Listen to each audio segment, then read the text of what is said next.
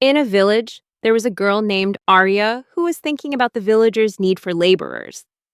She told her friends that they needed a man to help out the village, but Miria, another girl, argued that in this country, the villages were full of only girls, and they couldn't handle the heavy work on their own. Miria realized that Arya hated men, but for the good of the village, she thought they should put up with it.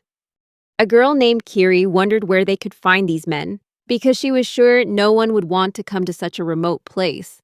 Just then, Sui suggested that if they needed men so badly, perhaps they should go find them themselves. However, Arya worriedly reminded them that they were deep in the mountains, and searching wouldn't be easy. Suddenly, the girls heard a loud noise from outside. Without a second thought, Arya ran out of the house and looked up at the sky. High above, the girls saw an unimaginable sight, like a shooting star falling nearby. By now, all the girls had run outside and started observing the strange object. Miria thought the light might be a shooting star, while Arya thought it was a flying man. A few months ago, a fierce bear had passed through the forest, terrifying everyone with its roar. The knights, clearly not ready for a fight, faced the bear. The bear wasted no time and immediately attacked the unwelcome knights. The knights couldn't understand why the bear had appeared in this forest. They tried to help their fallen comrades and get them out of danger, but their legs had no strength left to run. Just as the bear was about to wipe out all the knights, a young man appeared in the nick of time. This young man, named Rain Wolfield, quickly took down the bear and stood there as a silhouette emerged from the dust. Rain was glad he had dealt with the monster quickly, because the bear could summon other monsters with its roar. The knights, in a panic, started blaming Rain for arriving late and nearly getting them killed. The squad leader ordered a retreat and to leave everything for Rain to handle. But Rain said it was too late to retreat because the team was already surrounded. The bear had managed to summon many other monsters with its roar. The knights hid behind trees, not knowing what to do, and with no intention of fighting. Their only hope was Rain. Rain told the knights not to worry, as he didn't care about the number of monsters. As the monsters roared once more, Rain used his accelerated thinking skill and waited for something. The knights prepared to say goodbye to their lives, while Rain realized there were more monsters than usual today. He even speculated that the number of monsters could be over 100. Rain then used his scout skill to determine the number of monsters around. Next, he activated trajectory detection to wipe out all the monsters in the blink of an eye. Rain continued to activate his magic energy and canceled accelerated thinking just as the monster's claws were about to touch his face. Finally, Rain swung his arm, and the heads of the bears fell to the ground with the force of a wind blade. The monsters died one by one, completely helpless. In the end, only the scattered remains of the monsters were left on the ground. The knights were stunned that Rain had defeated so many monsters so quickly. To them, Rain seemed like a demon. But generally, they didn't care, because now the monsters were dead and had turned into stones. As another monster turned to stone, one of the knights picked it up, incredibly excited. Because with this stone, a person could live comfortably for the rest of their life. However, he was quickly reminded that he couldn't take the stone for himself. At that moment, Rain looked around and made sure no one else was nearby. Just then, the knights continued to collect the stones the monsters left behind. They were thrilled that with Rain participating, hunting monsters was like a walk in the park. Meanwhile, Rain had been living in a family of anti-demon sorcerers for 15 years. In reality, Rain had been reincarnated, which greatly surprised him. Previously, Rain was just an ordinary office worker, and the last thing he remembered was drinking alone at home. Rain didn't know if he died from alcohol or for some other reason, as he was only 33 years old. But that didn't matter anymore, because Rain had become an anti-demon sorcerer.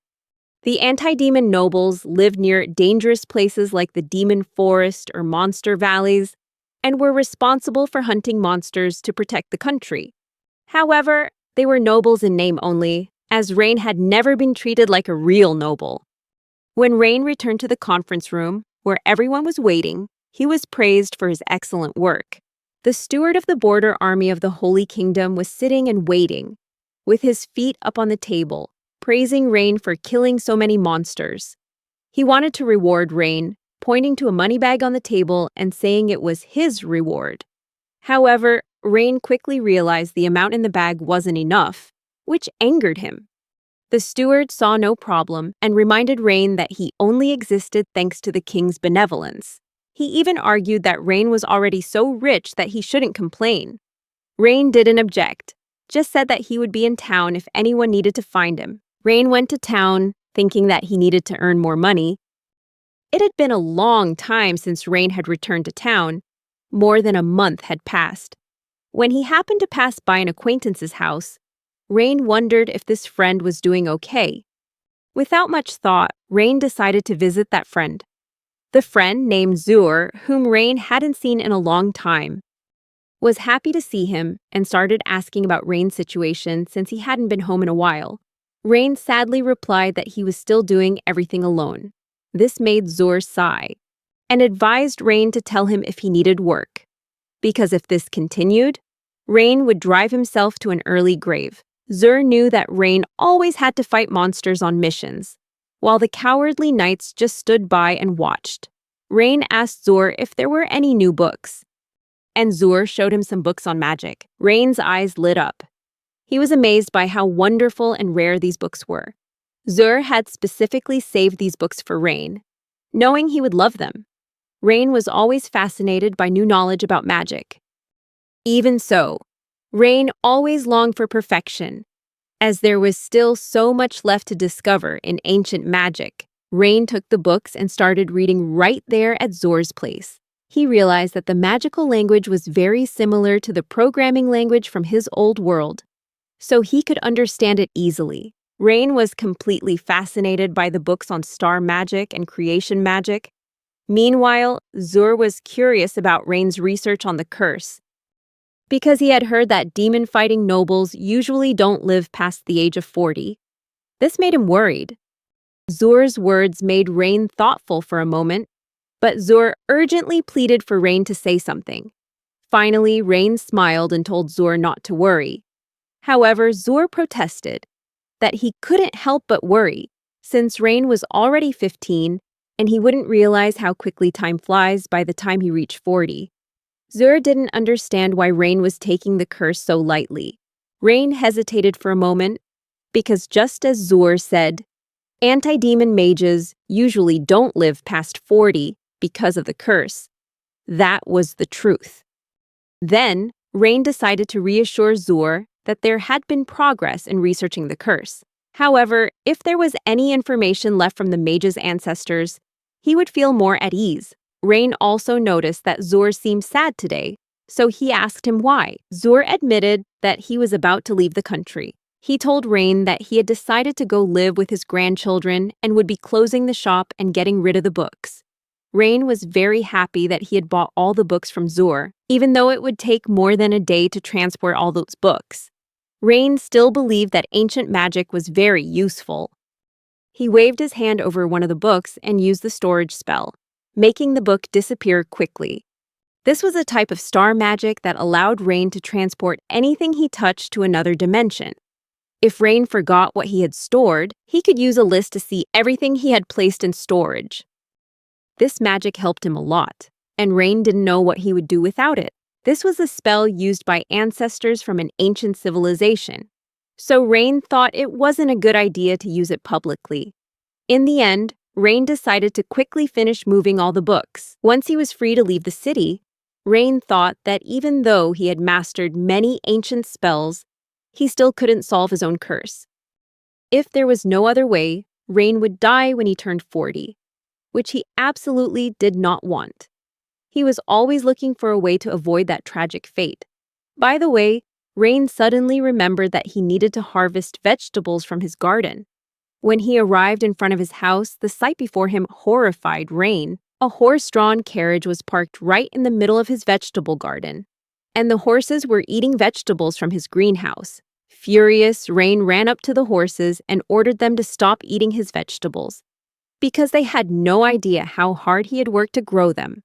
But obviously, the horses didn't care. Just then, someone violently stabbed a sword into the ground right in front of Rain. Rain was furious, but the knight leaning on the embedded sword calmly said that Count Runenford was present and outsiders were not allowed to enter. Rain angrily declared that this was his house and their horses had eaten his entire crop, so they would have to compensate him. However, the knight said he was just escorting the count. At that moment, the uninvited count appeared, walking out of Rain's house with a smile on his face. He called Rain's son and said their conversation should be saved for later, as Rain had been summoned by the king and should prepare quickly. Rain was stunned to hear himself called son, which meant this man was his father, even though this was the first time Rain had ever seen him. Even so, Rain still didn't understand why the man had come looking for him. The count noticed Rain's immense surprise but suggested they discuss it later, because Rain's fiancée, whom he knew nothing about, was waiting for him in the capital. And she was none other than the princess of this country, Mistress Emilia. Hearing this, Rain was once again astonished, but he still went with his father to the capital. 2 months later, Rain was ready to win the princess's heart. The count told Rain to be more serious and focused, but he was clearly very nervous. The count explained that since anti-demon mages don't live long, they had agreed that instead of continuing to hunt demons, Rain would marry the princess of this country. Rain had heard this from his mother before, but the count added that if Rain failed, another groom would be chosen from other families, one who was around Rain's age. Rain felt confused hearing this. Looking at Rain's face, the count realized that he hadn't known anything about this before. The count anxiously declared that if Rain could marry the princess, they would become part of the royal family, and this responsibility rested entirely on his shoulders. Finally, the count asked Rain if he was listening. Rain smiled and replied that he was. The count was excited at the thought of becoming more than just a count, and told Rain to thank his mother for bringing him into this world. In the end, the count said that he believed in Rain, but these words only made Rain even sadder. Rain knew that his father didn't believe in him at all, but was just using him for his own purposes. As Rain's mother was slowly dying from the curse, his father didn't even act like a father. The only reason he remembered he was Rain's father was simply because the count craved the power of the royal family. That was why he was pushing so hard for Rain to marry the princess. Rain realized that his life had been very peaceful until his father dragged him into these power games. At first, Rain thought the princess would be ugly, but when he saw her, his eyes lit up. The princess looked at Rain, and the first time he saw her, she looked so cute and was truly beautiful in his eyes. But as the ceremony was about to begin, the princess suddenly apologized to Rain guiltily. He took her hand but didn't understand why she was sorry. Finally, the ceremony was announced to begin, and the king started his speech. Suddenly, the grand doors of the hall burst open, and a young man walked in and knelt before the king. He apologized first, then asked the king to reconsider his decision. The king, sitting on his throne and stroking his long beard, asked who the young man was. The young man confidently replied that his name was Checklists, the eldest son of Duke Grandheight. The whole situation looked very suspicious to Rain. The strangest part was that no one said a word. Even for a duke's son, interrupting a royal engagement was unacceptable, though Rain didn't want to get involved himself. Rain knew this wasn't right. He also noticed that all the guests had very strange expressions.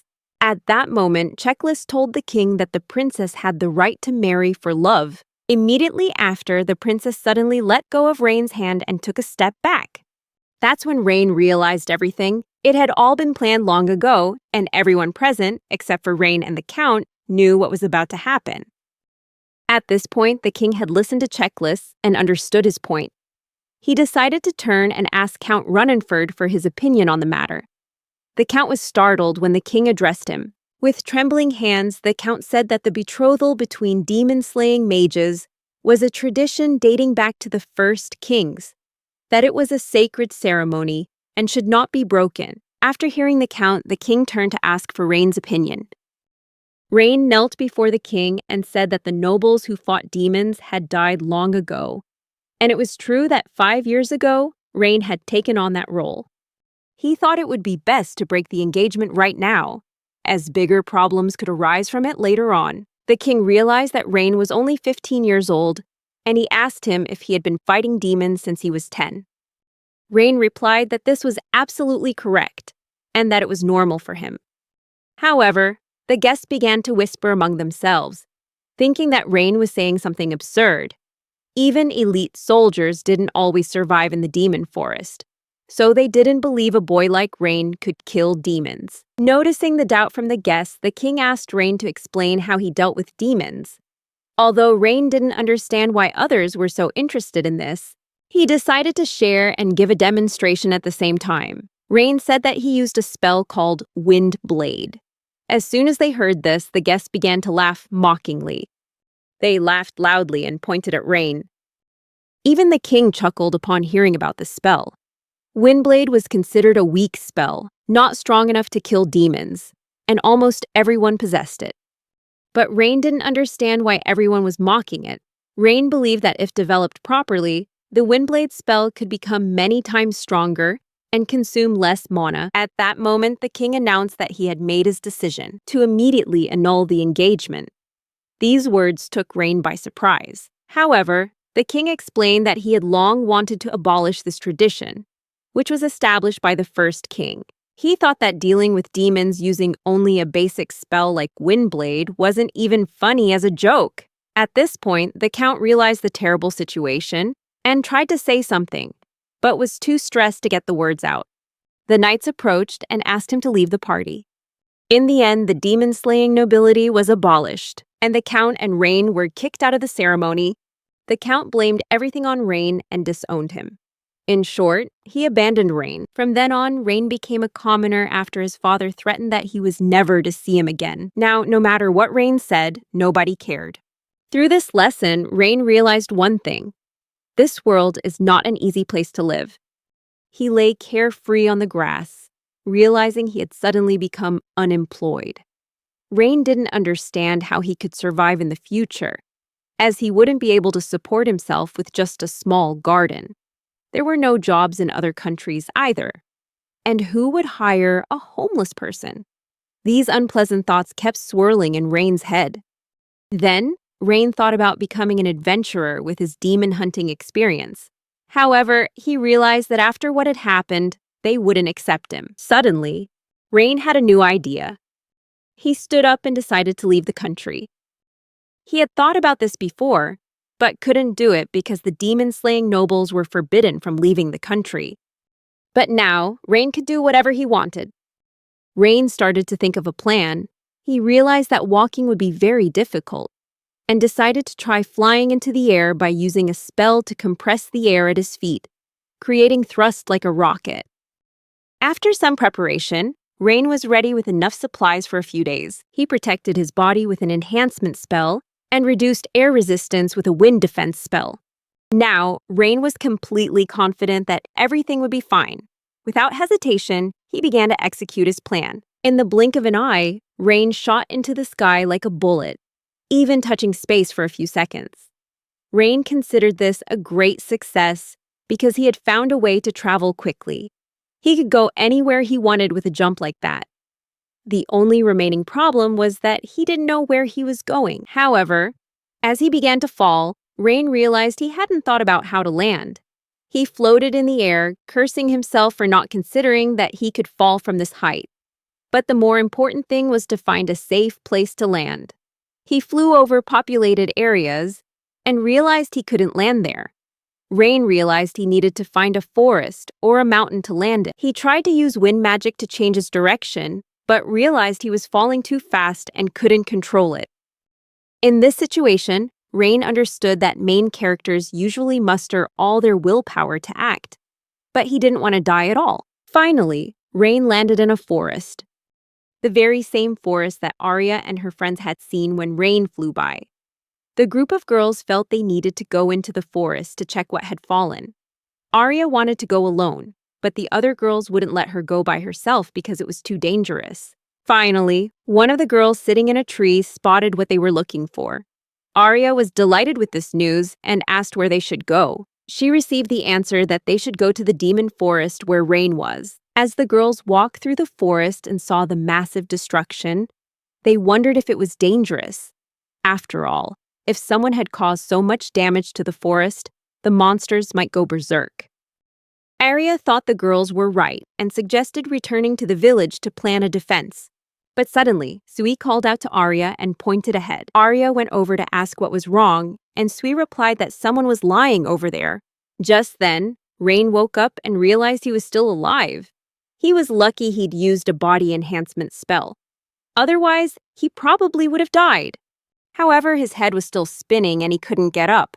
Had he run out of mana? Just then, Arya approached and asked Rain if he was okay. The other girls also gathered around staring at him intently. Kiri asked if he was still alive, while Lin decided to ask Rain directly if he had survived, because anyone who fell asleep in the demon forest would surely die. Hearing the words demon forest, Rain immediately became fully alert. He sat up and worriedly asked where he was. The answer was that he was in the kingdom of Astra. Rain then asked, "Who are you guys?" Kiri explained that they were from a nearby village. Rain had never heard of the Astra Kingdom. Just then, Lin tried to ask Rain where he was from, but he was lost in thought and felt threatened. He warned the girls that they needed to run immediately, because monsters would be appearing soon. But it was too late to escape. A demon wolf appeared on the hill. Arya panicked when she saw the monster, wondering how it had appeared so quickly.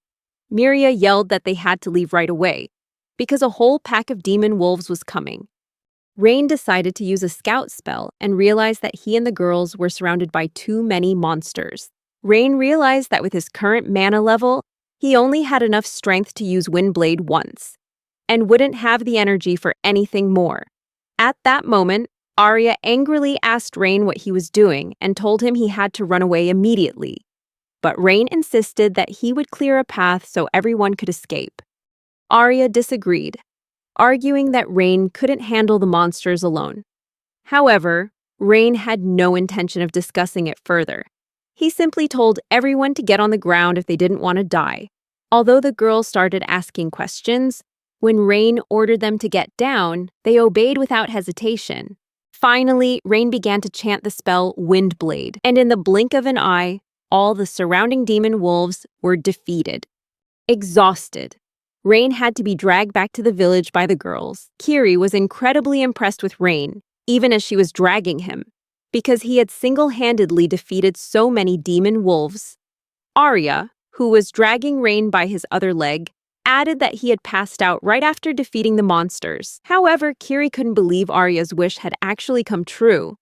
After all, she had just seen a shooting star and wished for a man, and now the girls were dragging a guy back to their village. Arya, both angry and embarrassed, protested that it wasn't like that. She argued that they needed Rain for the good of the village, and that she only saw him as a laborer. But the other girls thought Arya was doing a great job. Since she had trained so much, Kiri advised her to train her brain in addition to her muscles, which made Arya angrily tell Kiri to shut up. Miria, on the other hand, thought that in any case, having a strong guy like Rain in the village was a very good thing. But the question remained whether Rain would agree to it. As the girls continued to drag him, Kiri and Miria whispered something to each other. Arya noticed and gave them a scornful look. Kiri simply reminded Arya that first impressions were important, causing Arya to stammer that she knew that already. Finally, Rain woke up. His first question was where he was. Then he realized his head hurt and raised a hand to the compress on it. Just then, Miria, Kiri, and Arya entered the room holding a plate of food. The girls seemed very happy to see that Rain was awake, as they had been very worried. Rain just apologized for being a bother. However, Arya couldn't help but express her annoyance, saying how difficult it had been to drag him back to the village. Kiri and Miria quickly nudged Arya with their elbows to get her to stop complaining. While Rain sat on the bed in confusion, the girls whispered among themselves, trying to sort things out. Finally, Miria reminded Arya to keep her voice down. Just then, Sui and Lin also entered the room, both happy to see that Rain was awake. Lin thanked Rain for saving them and asked if he was a mage. Rain awkwardly replied, "Something like that." Sui, full of admiration, said it was the first time she had ever seen such powerful magic. Finally, the girls offered to let Rain stay with them for as long as he wanted. Rain simply thanked them for their kindness and confessed that he had nowhere else to go. Hearing this, the girls became even happier and invited him to stay in their village, where there were no men at all. Rain found it strange to learn there were no men in the village, but the girls quickly changed the subject. Arya pushed the plate of food into Rain's hands, telling him he should eat to recover. Immediately after, all the girls ran out of the room, slamming the door shut. Lin and Sui were not happy with the older girls' actions because they still wanted to talk to Rain. Meanwhile, Kiri and Miria were thrilled about what Rain had said about having nowhere to go. The girls thought he was a perfect find and decided they couldn't let this opportunity slip away. Finally, they had secured manpower for the village. Miria was even determined to make Rain stay in the village, no matter what it took. Arya was already imagining Rain not only protecting the village from monsters, but also working in the fields. Miria thought he could also repair houses. Kiri was excited that they could finally fix the broken fence. Lin, on the other hand, listened to her older sisters with a mix of confusion and a bit of judgment. But then all the girls declared in unison that they would not let Rain escape. Meanwhile, Rain calmly ate the food that had been brought to him in his room. The next morning, the girls began preparing breakfast, carefully carrying the food without dropping it. By this time, Rain was already out of bed and getting ready for the day. Rain felt much better after resting and was able to move around normally. Looking at the clothes rack, he saw that the girls had washed his clothes, which made him very happy, and he decided to thank them properly. Walking down the hallway in his clean clothes, Rain realized it was the first time he'd stepped outside since being brought here. He wondered where the girls were now. As he recalled everything that had happened to him, he couldn't believe how quickly it had all happened. When Rain finally found the girls, they were having breakfast. Arya was the first to ask if he was feeling better, while Miria wished him a good morning. Meanwhile, Kiri was telling Lin not to chew so loudly. Kiri then invited Rain to sit at the table and make himself at home. Rain didn't refuse and sat down next to Kiri. Lin, her mouth full of food, thanked Rain for saving her yesterday. This angered Kiri, who lightly smacked Lin on the head and told her to finish chewing before talking. Lin quickly swallowed her food and, upset and teary-eyed, asked why Kiri did that. Kiri replied irritably that Lin shouldn't talk with her mouth full. She added that Lin wouldn't be getting any more rice today, which outraged Lin. Rain watched the girls argue with just a gentle smile, realizing how lively this place was. Miria returned Rain's smile, saying it was all thanks to him. Miria recounted that they had never thought someone could fall from the sky before, which was why they decided to check it out. However, they were attacked by wolves, and Rain saved everyone. Even so, Rain felt that he was the one who should be thanking the girls, since they had brought him to the village and treated him. Just then, Sui was sitting sadly by her plate of food. Miria noticed and asked if the little girl wanted more to eat. And without waiting for an answer, Miria decided to get Sui some more. At the same time, Arya placed her hands on the table with a serious expression and told Rain they needed to talk after the meal. She announced that she would give Rain a tour of the village when he was done eating. Arya added that she and Rain had a few things to do while they were walking around the village. Miria and Kiri then put on fake smiles and tried to act friendly. Rain noticed the girls' strange behavior and asked what was wrong, but they both answered in unison that it was nothing. Afterward, Rain and Arya took a walk around the village. Rain thought that this village wasn't so bad, but Arya explained that because the village was near the demon forest, most of the villagers had evacuated to other villages. And with them, all the men had left too. Arya further explained that was why they were so happy to have a guy like Rain here. Finally, Arya led Rain to an empty plot of land. She declared that this land now belonged to Rain, and that he would have to share his harvest with the girls as payment. She told him he had to work this land well. Rain looked at the barren plot and had absolutely no idea what was going on. But Arya was confident that she had explained everything clearly and was about to leave. However, Rain grabbed her by the shoulder and asked her to wait. Arya got angry that he had touched her so suddenly and startled her, but Rain just asked what he was supposed to do. Arya didn't want to answer that question and disappeared from Rain's sight, claiming she had other things to do. Rain stood there, confused and still not knowing what to do. He decided to check his list again and was glad he had prepared the necessary tools. Then, he started to wonder what he should do next. Rain decided that the first thing he needed to do was level the ground and then get some wood. Once he had all the tools ready, he got to work. Meanwhile, Kiri and Arya were talking in the small house. Kiri was annoyed that Arya had left Rain alone. She couldn't understand what Arya was thinking at that moment. Arya, on the other hand, thought Rain should work to pay them back for the food and shelter.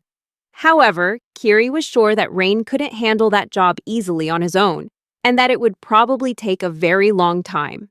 Arya shouted that she understood that, but she still wanted to use that land for farming. Kiri decided to deal with that later and reminded Arya that they should be as friendly as possible to Rain so he would agree to stay in the village. Kiri grabbed Arya's cheeks and stressed that Arya shouldn't be so harsh right from the start, but instead show maximum friendliness. She tried to convey that they wouldn't get another chance like this, and that they shouldn't let Rain leave under any circumstances.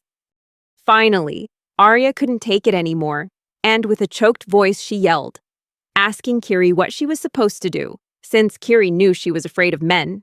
Kiri gently asked Arya not to cry. Arya thought she hadn't done anything wrong. After all, she just showed Rain the village and told him where he could live. Kiri decided to apologize to Arya for being too insistent and admitted that she had overreacted a bit. Just then, Miria showed up, having heard that Rain was working alone, and she was furious about it. Miria thought it was unacceptable to give Rain a task like that, because he might just run away. It was at this moment that Arya realized Miria was right and decided to check on Rain. Meanwhile, Rain had nearly finished the job. He just needed to clean up a little more. Rain was planning to deal with the wood he had cut. Suddenly, Arya appeared with an angry look on her face and shouted, "What is this?" She stared at the pile of wood, unable to believe her eyes, and asked if it came from the demon forest. Rain calmly replied that he had leveled the ground, so he had to cut down the excess trees.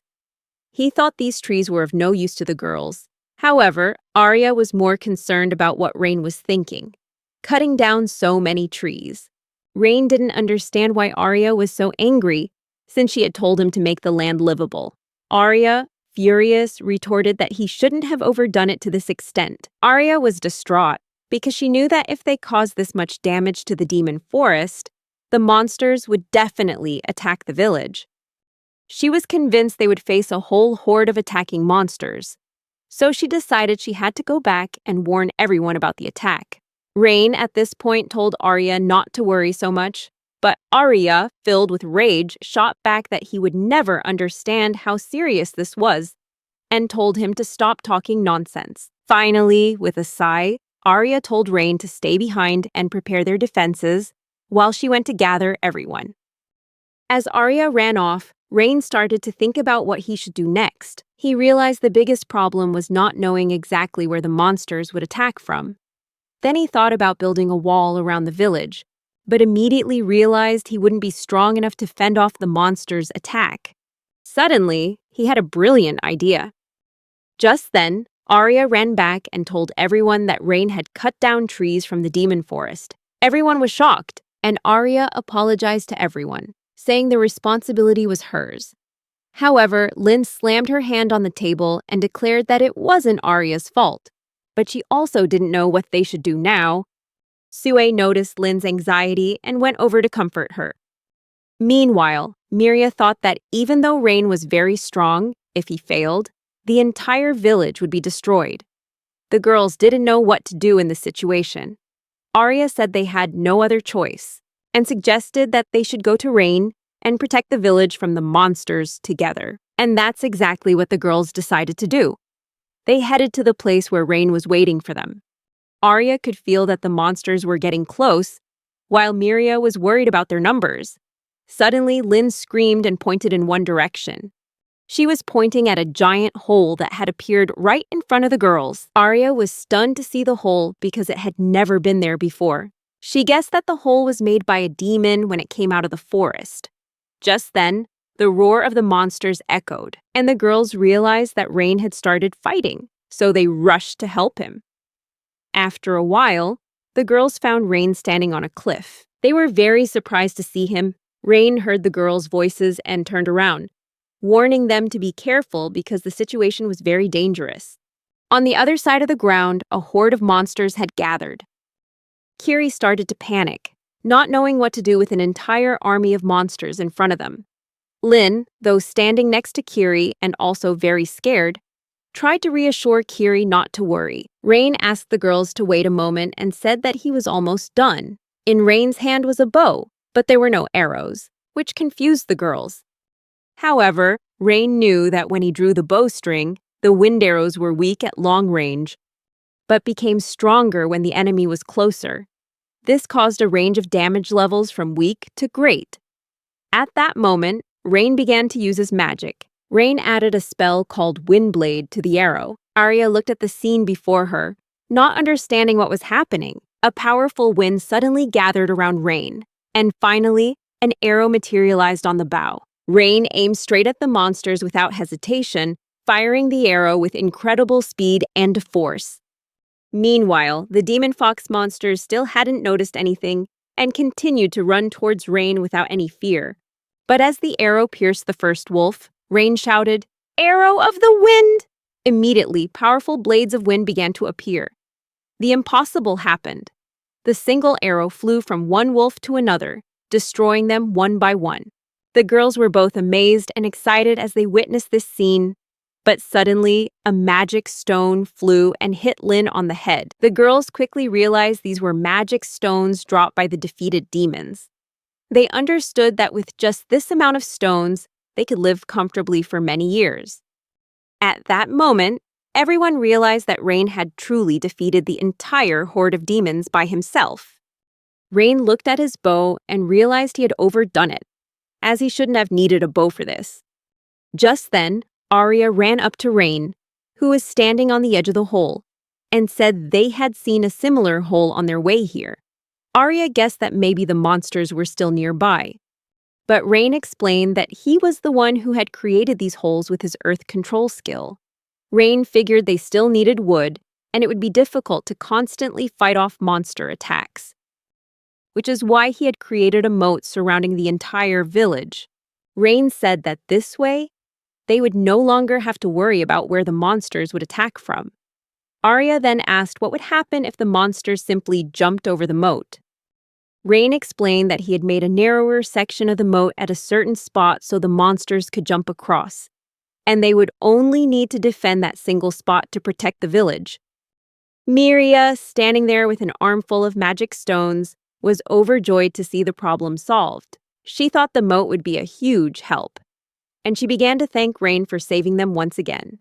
Meanwhile, Lin curiously peered down into the moat, gauging its depth, while Sui stood beside her, reminding her to be careful. Then, Miria also noticed the pile of wood Rain had cut and was even more surprised. Rain explained that he had prepared extra wood because many houses in the village needed repairs. Miria didn't think Rain had cut too much wood either, as it was exactly what they needed. Just then, someone suddenly tried to jump on Rain from behind. It was Lin, who, with uncontrollable joy, threw her arms around him. Rain was flustered by the surprise and asked why she was doing that. Lin just looked at Rain's face and said that he was very strong. Rain smiled and said he would try even harder. Lin, still happily sitting on Rain's back, decided that she would work with him.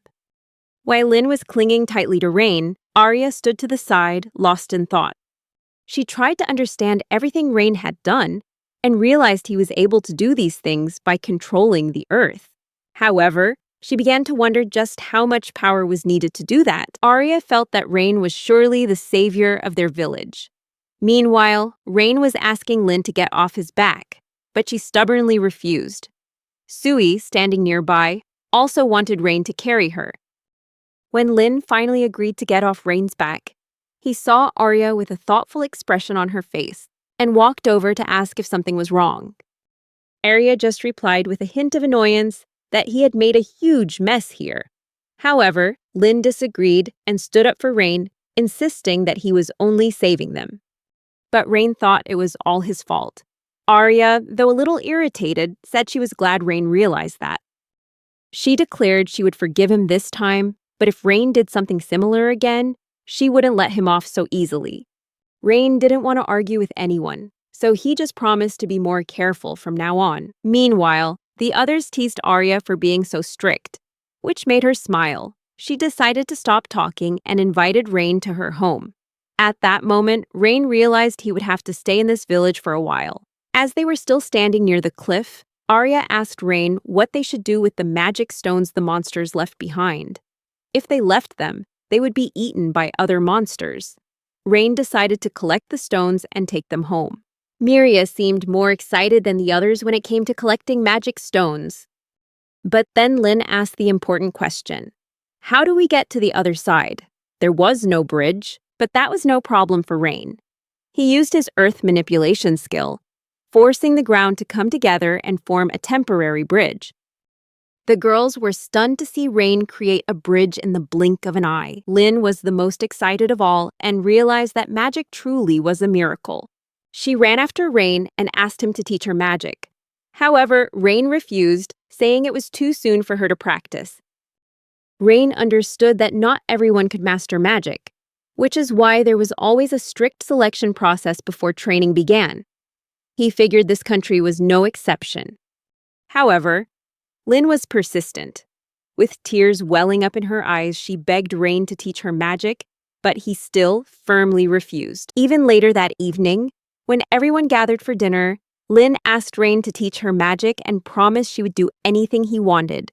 However, Rain explained that no matter how much she begged, he wouldn't teach her magic, especially since she would likely fail, but Lynn still promised to try her best. At this point, Arya and Kiri were pouring soup into bowls. Meanwhile, Lynn wouldn't let Rain eat. She climbed up and sat on his lap. Even though Rain asked her to get down, Lynn continued to sit on him and plead with him to teach her magic. Rain was also quite surprised that Lynn could sit on his lap so easily, even though she was a girl. But Lynn didn't think it was anything to be ashamed of, because to her, Rain was like a big brother. Finally, Kiri couldn't take it anymore and intervened. She took Lynn's face in her hands and politely asked her to let Rain eat in peace. At last, Lynn got off of Rain. Kiri immediately apologized to him and added that he could now eat his dinner in peace. Lynn, however, was sent to her room by Kiri, and though she protested that she hadn't eaten anything, Kiri didn't care, since Lynn had been sitting at the table without touching her food. Lynn shouted that this was so unfair. After a while, all the plates were empty. Rain helped Kiri with the cleanup, and she apologized and thanked him for it. But to Rain, it was no problem at all. He was actually more worried about Lynn, who hadn't eaten a thing. However, Kiri thought Lynn needed to think about her behavior. While Rain remained calm, Kiri apologized once more for Lynn bothering him all day. Rain smiled and replied that it wasn't a big deal. However, Kiri felt she should pay more attention to Lynn. Suddenly, Rain thought about how Lynn spoke in a strange way for a child, as her tone was more like a man's. Kiri decided to tell Rain a story. She began by saying that Lynn used to have an older brother. They were always together, and Lynn loved her brother very much. Rain asked what happened, and Kiri replied that Lynn's brother had died during a demon attack. That's when Rain realized he had touched on a sensitive subject and felt embarrassed. He apologized for bringing up painful memories, but Kiri said it was okay and told Rain not to worry. However, Kiri noted that Lynn was still troubled by it, and that if she could have used magic, perhaps she could have saved her brother. In the end, Kiri promised to talk to Lynn and told Rain not to worry about it. That's when Rain understood that Lynn wanted to learn magic to protect the people she loved, to protect her home. With that in mind, Rain made a decision. When everyone was asleep, he prepared everything he needed and told himself he could do this. The next morning, Rain gathered everyone in a room. He decided to start teaching the girls magic today. Of course, Lynn was the most excited. Arya, on the other hand, was clearly unhappy, which Rain noticed. and he asked her why she was making that face. She replied with annoyance that he was about to do something weird again. But Rain tried to explain that he wasn't thinking of anything unusual. Rain admitted that he just didn't know how magic was taught in this country. Miria explained that older mages usually just train their apprentices, and that's all there is to it. Miria added that when mages take on girls with no magical talent as apprentices, they often have other goals in mind. In some cases, they want to adopt them. But those who could master magic were often sent to wealthy merchants or nobles and became courtesans. Rain was shocked by these stories and couldn't understand why this country was like that. Anyway, he wanted to start right away. He handed out cards to the girls and asked them to use them. The girls wondered what those cards were. Rain explained that these cards were mana affinity cards. Lynn was curious about how to use these mana affinity cards, while Kiri was worried that they were extremely expensive. However, Rain didn't think their price was too high. Suddenly, Miria said that when she channeled a little magic into the card, some words appeared. Rain was a bit surprised, as he didn't think Miria would know how to do that, since that was exactly what he planned to teach them today. Miria explained that she had used a little magic before. Rain explained that the mana affinity card would show the element the user was attuned to. Rain believed that everyone has a talent for a specific element, and thanks to these cards, they could find out which element suited each of them. Lynn looked at Miria and realized she was good with light magic, so she wanted to try and find out her own element. However, when she just waved the card around, nothing happened. Rain laughed and explained that you can't use magic that way. First, you have to learn how to feel magical energy. Lynn was disappointed that she couldn't do it right away. Then she wondered what these cards had to do with magic. Rain liked that question and explained that magic is activated by using the mana in your body to cast spells. So, the most important thing is to learn how to feel that magical energy. Even though Rain explained it thoroughly, Lynn still didn't quite understand. Rain went on to explain that he had prepared the mana affinity cards to help them feel mana better. Rain explained that this is the most crucial step in learning magic. It turned out the mana affinity cards could absorb magical energy, and thanks to them, the girls' training would progress much faster. Lynn was getting very impatient, but Rain walked over, gently patted her head, and explained that there was no need to rush, that she would learn everything in time. The important thing was not to worry too much. While Rain was explaining this to everyone, one of the girls remarked that he looked just like a teacher now, which made Rain quite flustered. At this point, Kiri started crying because she couldn't do anything and thought her mana affinity card was broken. Arya also had her mana affinity card, but for some reason she seemed scared and hesitant to use it. After a few hours, Sui and Lin succeeded. Lin had water magic, and Sui had earth magic. Kiri was still struggling with her mana affinity card and was very worried. At this point, Rain decided to continue the lesson and wanted to show the girls some basic spells. He told them to watch closely as he began to demonstrate water creation magic for Sui and Lin. The girls were amazed, but once wasn't enough, they asked Rain to perform it again. Rain hadn't expected the girls to be so fascinated, so he decided to ask Sui to repeat the spell and handed her a cup. However, the lesson was interrupted when Arya requested to start with body enhancement training.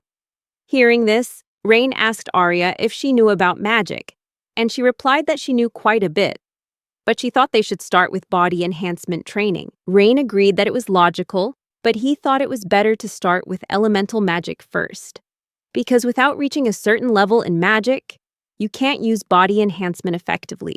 However, Arya argued that anyone could use this magic, while Rain insisted that wasn't entirely true.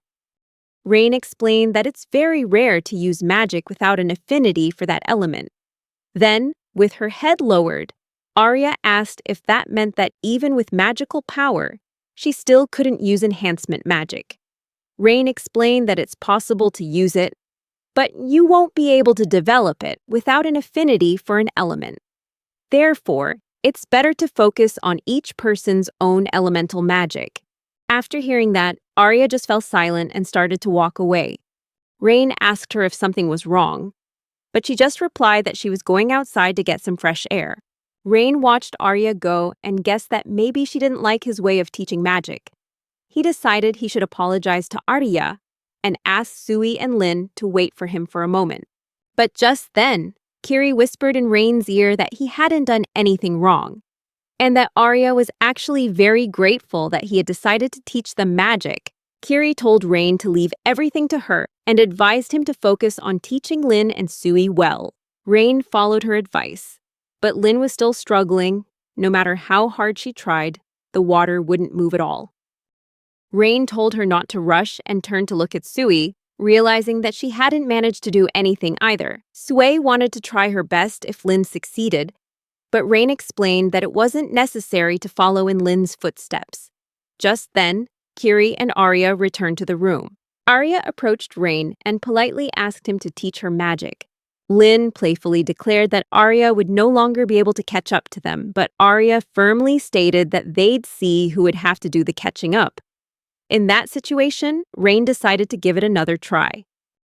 By evening that day, the girls started preparing dinner. Lin had been practicing all day, but still hadn't succeeded, which left her very frustrated. Arya hadn't succeeded either and thought she had no magical ability at all. However, Rain insisted that wasn't true. Rain was certain that Arya had great potential with other elements, and was also surprised by her eagerness to learn void element magic. He believed that one day she would learn enhancement magic. These words cheered Arya up a little. Rain realized Arya had a talent for fire magic and decided to train her on how to start a fire. Afterwards, Arya wondered if this magic was even useful. Kiri and Miria immediately ran over, arguing that using fire magic would make things much easier for them since starting a fire every time was a hassle. Finally, Rain praised everyone, even Lin and Sui. Lin was happy that they were close to succeeding, while Sui said it was all thanks to Rain's lessons, and that they couldn't have done it without his help. Kiri also agreed with Sui, saying that Rain was a very good teacher. She admitted that before, she couldn't understand anything, but Rain explained it all very clearly. However, Rain felt like he hadn't done anything special. Arya also thought Kiri was right. In the past, Arya had practiced with her own master, but she was never successful. She used to think she was a void element user, but now she knew that wasn't true. Kiri reminded Arya that at first, she didn't even want to listen to Rain. Arya immediately apologized, admitting that she understood everything clearly now and was very willing to learn from Rain. Rain was just happy that he could teach the girls something. Lin declared that she wouldn't lose to the others and decided to use her earth manipulation magic right on the kitchen counter. Although Rain tried to stop her, it was too late. With her power, Lin filled the entire kitchen with dirt. Rain explained that this happened because she had poured too much mana into the spell, and that it wasn't something she should do. Lin gave an awkward laugh and apologized to everyone, but it was too late. Kiri had already caught up to her. Kiri grabbed Lin by the face, frustrated, asking what they were supposed to do with her now. With the whole room filled with dirt, Lin guiltily kept apologizing to everyone, while Arya was just worried about her clothes. Lin even promised something like this wouldn't happen again once she got stronger. Miria burst out laughing and realized they had never had such a fun meal before. Just then, Sui walked over to Miria, and Miria started wiping her face with a handkerchief. Without much thought, Miria suggested the girls go take a bath. Kiri didn't understand if Miria was being serious since the lake was very far away. Then Rain asked if they had a bathtub, and they replied that of course they didn't. Melia argued that bathtubs were only for nobles, and keeping the water constantly warm required magic tools, which were very expensive. Rain thought about this for a moment, and not long after, suggested that he would make a bathtub for them himself. Hearing this, the girls became incredibly excited. They started asking Rain when he could finish the bathtub, and Rain replied that he would use magic to make it, so it wouldn't take much time. However, he added that he needed a large space to do it. Miria told Rain that there was a warehouse near the house and that he could use it freely, The girls were so excited about having a bathtub that they started discussing clothes, baskets, towels, and soap. Without hesitation, they ran out of the house to bring back everything they needed. Rain didn't even know what to make of this, as the girls seemed to decide everything for him so naturally. When Rain was led to the room where they wanted to put the bathtub, he was stunned by the vast space. Cautiously, he asked if they were sure they wanted such a huge bathtub, and Miria replied that the bigger, the better. Rain was still astonished, as this room was the largest warehouse in the village.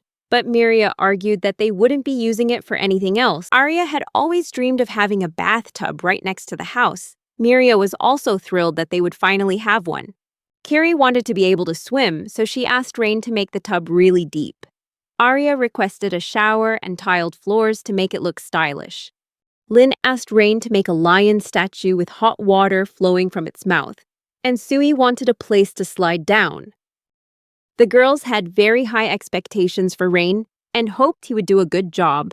Although Rain had promised he would try to do everything they asked, he still didn't understand how he was going to pull it all off. But looking at the girls' eager faces, Rain realized he couldn't back out now.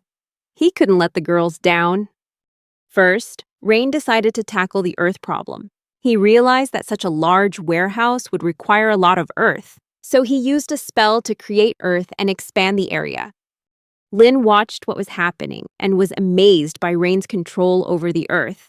Rain simply replied that Lin would soon be able to do the same and continued with his work. With his earth manipulation magic, Rain began to shape the bathtub. He then wondered where to put it and, pointing to a spot, asked the girls if it was suitable. They agreed, and Rain continued to use his earth manipulation magic to finally shape the bathtub. After a few moments, the ground had taken the shape of a bathtub, making Sui and Lin ecstatic. Finally, the shape of the bathtub was ready. Kiri and Arya asked Rain if he was finished. Looking at what he had just made, Rain replied that he wasn't done and that he would use a spell called Earth Forging to finish it. After using the Earth Forging spell, Rain finished building the bathtub and even added tiles as the girls had requested. Lin was incredibly excited to realize that with magic, you could create even things like this. The bathtub Arya had was very nice, but she still doubted if it was actually sturdy. She decided to knock on it with her fist to check. The girls climbed inside and realized that the bathtub was indeed very hard, like it was made of ceramic, and Arya couldn't believe Rain could create something like it. Rain confirmed that it was all made with basic spells, and now he decided to fill the tub with water, while also demonstrating the water creation spell the girls had learned. Rain created a large amount of water above the bathtub and then poured it directly inside. The girls were thrilled to learn that even this could be done with magic. Finally, Rain touched the water with his hand and used a heat spell. The girls immediately tested the water and were surprised that it was warm. They wondered if magic had any limits. Rain, meanwhile, decided to continue building outside and let the girls enjoy the bath. As Rain left, the girls quickly took off their clothes and climbed into the tub. They couldn't believe they now had their own private hot bath. Suddenly, Lin noticed the lion statue she had requested, but it looked more like a flower. Still, Sui thought the idea was very unique. Meanwhile, Rain stood outside and heard the girls' conversations, feeling happy that they liked his work. Then, Rain decided to add more soundproofing and make the walls thicker. At that moment, the conversation between the girls started to take an unexpected turn. They began talking about each other's chests. Rain heard this and felt awkward. Kiri, meanwhile, declared that big breasts only cause one problem, which was making her shoulders constantly stiff. She said that if she could, she would give her breasts to Arya. Hearing this, Arya was shocked, as she thought big breasts just got in the way. Kiri didn't like these words, so she started groping the girls' chests to help them get less in the way. Arya blushed and demanded Kiri stop pulling on her chest. Kiri was sure that Rain would like her breasts, and a blushing Arya protested that there was no reason for her to show her chest to Rain. At that moment, Rain, standing outside and hearing everything, collapsed in embarrassment and clutched his head, wondering, why is it always me? He started convincing himself that he hadn't heard anything and didn't care at all. To distract himself, Rain tried to create some drawings and forced himself not to think about what he had just heard. But no matter how hard he tried, he failed. The girls' conversation continued as they discussed someone gaining weight and their chests bouncing. Rain, meanwhile, forced himself not to listen to anything and just focused on building the wall. Finally, the girls finished showering and started changing clothes. Kiri confidently stated that Rain wasn't that kind of person. She insisted that he was definitely a good person and someone they could rely on. Arya hoped Kiri was right. Meanwhile, Miria, while brushing her hair, added that she also thought Rain wasn't a bad person. Arya indignantly reminded them that Rain was just their employee and nothing more, but they just told her not to get angry. A little later, the girls went outside to enjoy the cool air after their bath. Meanwhile, Rain was muttering to himself, convincing himself that he hadn't heard anything while he was plastering the wall. Then Arya came closer and heard him saying something. So she asked what he was talking about, but Rain didn't react. The girls just wanted to tell him that he could take a bath now, too. When night fell, the forest erupted into chaos. The monsters awoke and came out to hunt, but something was wrong. Suddenly, a monster's head was chopped off and fell somewhere into the bushes. The remaining wolves immediately howled at the moon. The next day, Arya thanked Rain again for the new bathtub and asked him to work hard for the sake of the village. Rain wasn't too thrilled with that suggestion, as he was exhausted. Kiri suddenly remembered and asked Arya when she was going to register Rain as one of their villagers. Rain didn't understand why registration was necessary and asked the girls about it. Miria reminded everyone that only men could register new people in the village. But Arya had done it before. The moment it was mentioned that the village was near the demon forest, everyone immediately refused the registration. Rain understood why, as the forest was incredibly dangerous. Even 100 soldiers wouldn't be enough to handle it. Naturally, no one wanted to take that risk. The girls started urging Rain to go and register their names. They told him that now, he was the only one they could rely on. Arya said that Rain just needed to go to the city hall to register, and they would handle the rest. Rain agreed, but planned to go later. Because first, he wanted to find people to work for the girls. He admitted that he had only arrived here by chance, and once the demon forest was peaceful again, he would leave. Lynn was very sad about this, because if Rain left, there would be no one left to teach her magic. But Rain reassured the little girl, promising to teach her everything she needed to protect the village, but explaining that he couldn't stay forever. Kiri also got angry at his decision and asked Rain why he wanted to leave. Rain didn't know how to explain it to them. Arya, on the other hand, seemed to accept it, saying that Rain had already done so much for their village that it wouldn't be fair to force him to stay. But Kiri kept pestering Rain about what he didn't like about their village. Miria sided with Arya, and Kiri finally let it go, deciding to go along with the others. Arya then warned Rain that it would take about a week to reach the city hall, so it was best for him to leave soon. After some time preparing, Rain was ready to set off. Arya decided to go with him. She put on a warm coat and looked at Rain, asking if he'd really be okay in his clothes. She mentioned it would be very cold on the road, but Rain reassured her, saying he was using a type of magic called wind protection. Arya was surprised by this claim, as she had never heard of that kind of magic before. Rain decided to show her. He raised his hand towards Arya and spoke a few fitting words. After a moment, Arya felt that she wasn't cold anymore. She realized the magic was protecting Rain from the biting wind. On the way, Arya mentioned that the area near the demon forest has a warm climate, but they couldn't forget they were in the north, where it's usually very cold. She recounted how every time she went to the town hall, she felt freezing. But now, thanks to Rain and his magic, she no longer feared the cold. Rain just smiled, happy that he could help Arya. At that moment, Arya admitted that she felt Rain's magic was practically omnipotent. She thought that no matter what country Rain went to, he could become a savior.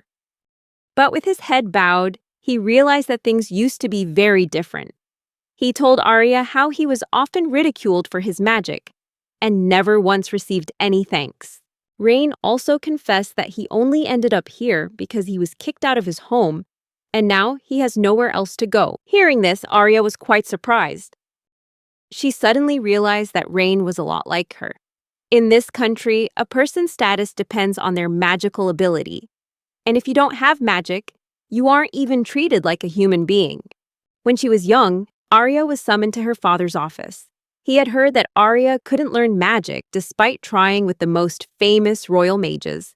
He decided that someone as mediocre as Arya was unworthy of the Freymia name. Her father declared that Arya had lost the right to bear the family name and kicked her out of the house, not caring where she would go or how she would live.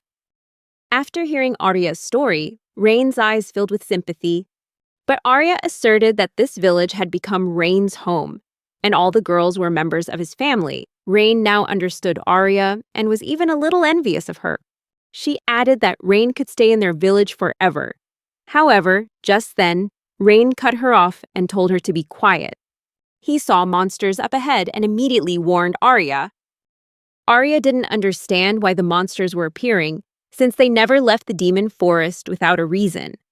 Just then, Rain noticed that the monsters seemed to be afraid of something. In an instant, the wolves began to howl, and the sound made Arya cover her ears. Then the wolves started moving somewhere, all while growling menacingly. Arya, confused, decided to ask Rain what was happening, but Rain just urged her to get back to the village quickly. Rain warned that trouble was likely coming. Arya didn't understand what had made Rain so tense. Rain explained that when the forest is damaged, it accumulates magical energy to heal itself, and monsters can absorb that energy. However, this time something else had absorbed the rest of the mana and was now residing in the forest, terrifying all the other monsters. This meant a very powerful demon had appeared near the village. Arya understood that Rain was implying a very powerful demon had appeared near the village, and she decided they should head back immediately. However, they were already halfway there. Rain noticed Arya's panic and told her not to worry. He lifted her into his arms and told her to hold on tight. Arya wasn't prepared for this and wanted to ask Rain to slow down, but he advised her not to talk much to avoid biting her tongue. Before Arya could even ask if Rain was using body-strengthening magic, they shot off at a dizzying speed, heading for the village. Meanwhile, an unsuspecting Kiri decided to fetch some water, but realized she had to go quite far to do it. The girl decided to ask Rain to get water when he returned, thinking that building a well near the village would be a great idea. Just then, strange sounds came from the forest. Seeing the sight before her, Kiri dropped her water bucket and her jaw dropped. In front of her was a terrifying wolf-like monster she'd never seen before. Going back half a day, Lynn walked into the house with 2 hunted rabbits in her hands. She wanted to show everyone her prize. Miria was thrilled to see Lynn had caught such big rabbits, while Kiri was less pleased, asking if she was sure these rabbits weren't monsters. But Lynn didn't think they looked like monsters, and it was true that after they die, they would turn to stone. Miria even thought about how wonderful it would be if they could eat monster meat. Kiri and Lynn, on the other hand, were not bothered by the thought. Kiri also reminded Lynn to be more careful when going into the forest, because even though Rain had created a protective moat around the village, the demon forest was still very dangerous. Miria was worried about Arya and Rain since they had gone to the town hall, but Lynn reassured her, stating that she could protect everyone. Lynn believed they would be able to destroy any monster because they had been trained by Rain himself. As Kiri decided to go get water, sometime later, Miria, Sui, and Lynn were inside preparing the rabbits Lynn had brought back. Just then, Kiri burst into the house in a panic, startling everyone. She was gasping for breath, looking exhausted. The girls immediately ran to her and kept asking what had happened, but Kiri gestured for them to be quiet. Once everything was quiet, she explained that a giant black wolf had emerged from the demon forest. Kiri insisted that she had never seen this monster before, and that it could jump over the moat Rain had made. However, Miria recalled Rain saying that monsters couldn't cross the moat. With her usual optimism, Lynn tried to calm Kiri down, telling her not to worry and to think about it after lunch. But suddenly, a loud noise rang out. followed by a rumbling sound on the roof. The girls were terrified, too scared to move. After a moment, a howl echoed, and all the items on the shelves began to fall. Despite her immortality, Lynn went to the window, hoping to see the wolf whose howl she had never heard before. Just then, the wolf revealed itself, prowling right below the house window and staring at Lynn with curiosity. Paralyzed by fear, the girls couldn't move. Before they could even blink, the wolf lunged at the window, shattering the glass panes into tiny pieces. Lynn realized what kind of monster this was, while Kiri screamed that this was the very wolf she had mentioned, and that it had somehow managed to get past the moat. The girls had no idea what to do. Since Rain wasn't in the village, Kiri suggested calling Rain for help, but Miria refused, saying it was impossible because Rain and Arya were too far away. Miria suggested that they hide in a room and barricade the door for the time being. Once the girls were hidden in the room, the wolf continued to destroy everything. Lynn started to worry, wondering when the wolf would leave. Sui, however, didn't think the wolf would retreat. She insisted that the wolf had laughed at them when it saw them, and sure enough, it really had smirked when it first attacked.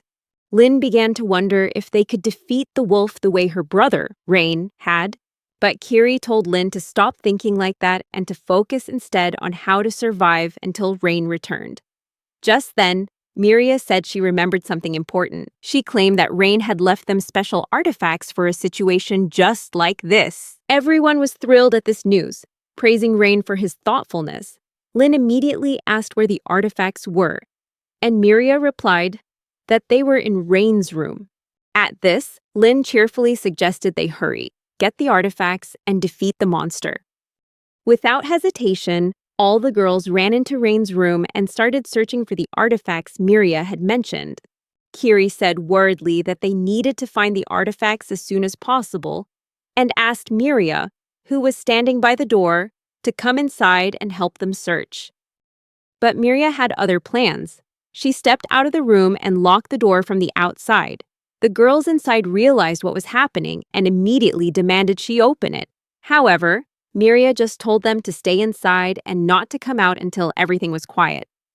Kiri realized that Miria intended to be a decoy for the wolf. She started pounding on the door, begging Miria not to do something so reckless, but Miria just told Kiri to take care of the others. Then the girl ran towards the front door, shouting back at her friends not to stop her. Meanwhile, Lynn argued that they needed to find a way to get Miria back. At that moment, Miria walked through the ruined house terrified. She'd heard before that carnivorous monsters were very different from normal animals. When they attacked villages, not even the bones of those they killed were left behind. Miria didn't know if that was true, but she believed Rain would be able to handle everything. Miria thought there was only one way. She hoped the beast would be satisfied with just her. And though she didn't have much faith, she still believed that if her hunch was right, the others would be saved. Miria trembled, her hand gripping the doorknob, but she knew she had to calm down. Finally, she opened the door and decided to run as far as she could without looking back, so the house wouldn't be destroyed any further. But immediately, the terrifying wolf appeared right in front of her. Its horrifying face and a roar that struck fear into Miria's heart. She couldn't believe she couldn't even buy a little more time. Closing her eyes, she thought of her family, her loved ones like Sui, Lynn, Arya, and Kiri. In the end, Miria decided she was ready to sacrifice her life to protect the smiles of those she loved. Closing her eyes, Miria expected nothing more, but suddenly, rocks and dirt began to fly at the monster. Miria opened her eyes and turned around, seeing the girls. They had decided to attack the monster with earth magic. Miria didn't understand what her friends were doing, since she had told them to hide, but they told Miria to be quiet, insisting they wouldn't let her die alone. At that moment, the monster's gaze shifted back to Miria. Sui and Lin's strength was depleted, and the monster didn't care at all. It opened its mouth, ready to devour Miria. But suddenly, a huge chunk of earth erupted from the ground, pushing the monster up and stopping it from eating Miria. Miria looked at the monster, not understanding what had just happened. Sui, Lin, and Kiri were also frozen in surprise. Just then, The monster fell to the ground, and a cloaked figure appeared behind Miria. It was Rain, along with Arya. Lin and Sui were beyond excited to see them back. Arya went over to Miria, who had collapsed to the ground, and Miria asked why they were here. Arya replied that they had heard a terrible roar on their way and decided to turn back. Rain was also glad Miria was okay, though he didn't show it. He just ordered the girls to stay put while he advanced toward the monster. By now, the monster had recovered and was standing on all fours right in front of Rain. Normally, the magic Rain used would have destroyed the monster instantly, but this time, he realized that this monster was much stronger than any he had ever faced. Rain was certain that this monster shouldn't be here, and seemed to be acting on blind instinct. Looking at its claws, Rain guessed that the monster might be trying to run away, but he knew it was useless. Rain was determined not to let a monster like this escape his grasp. He realized the monster felt it had no chance of survival, and there was only one option left for it. Deciding to gather all his strength, Rain unleashed a powerful spell to destroy the monster. When the monster bit into his shoulder, it quickly realized it couldn't hurt him. At that moment, Rain simply swung his arm, and the monster was immediately sent flying toward the mountain range. The girls, full of admiration, could only watch in awe of his power. Finally, the monster collided with the mountain, causing a massive explosion. After a moment, they could see that the monster had pierced right through the mountain, and all that remained was rubble. The girls' home was now destroyed. Kiri started scolding Miria, asking why she would choose to sacrifice herself to protect others. Miria just lowered her head, apologizing in silence. Lin tried to comfort Kiri and told her to calm down, but Kiri just yelled at Lin, insisting she would handle this herself. Kiri couldn't understand why Miria would do something like that, because she could have died. With tears streaming down her face, she said they would all be heartbroken if that had happened. Meanwhile, Rain stood by the magic stones the monster had left behind, pondering something.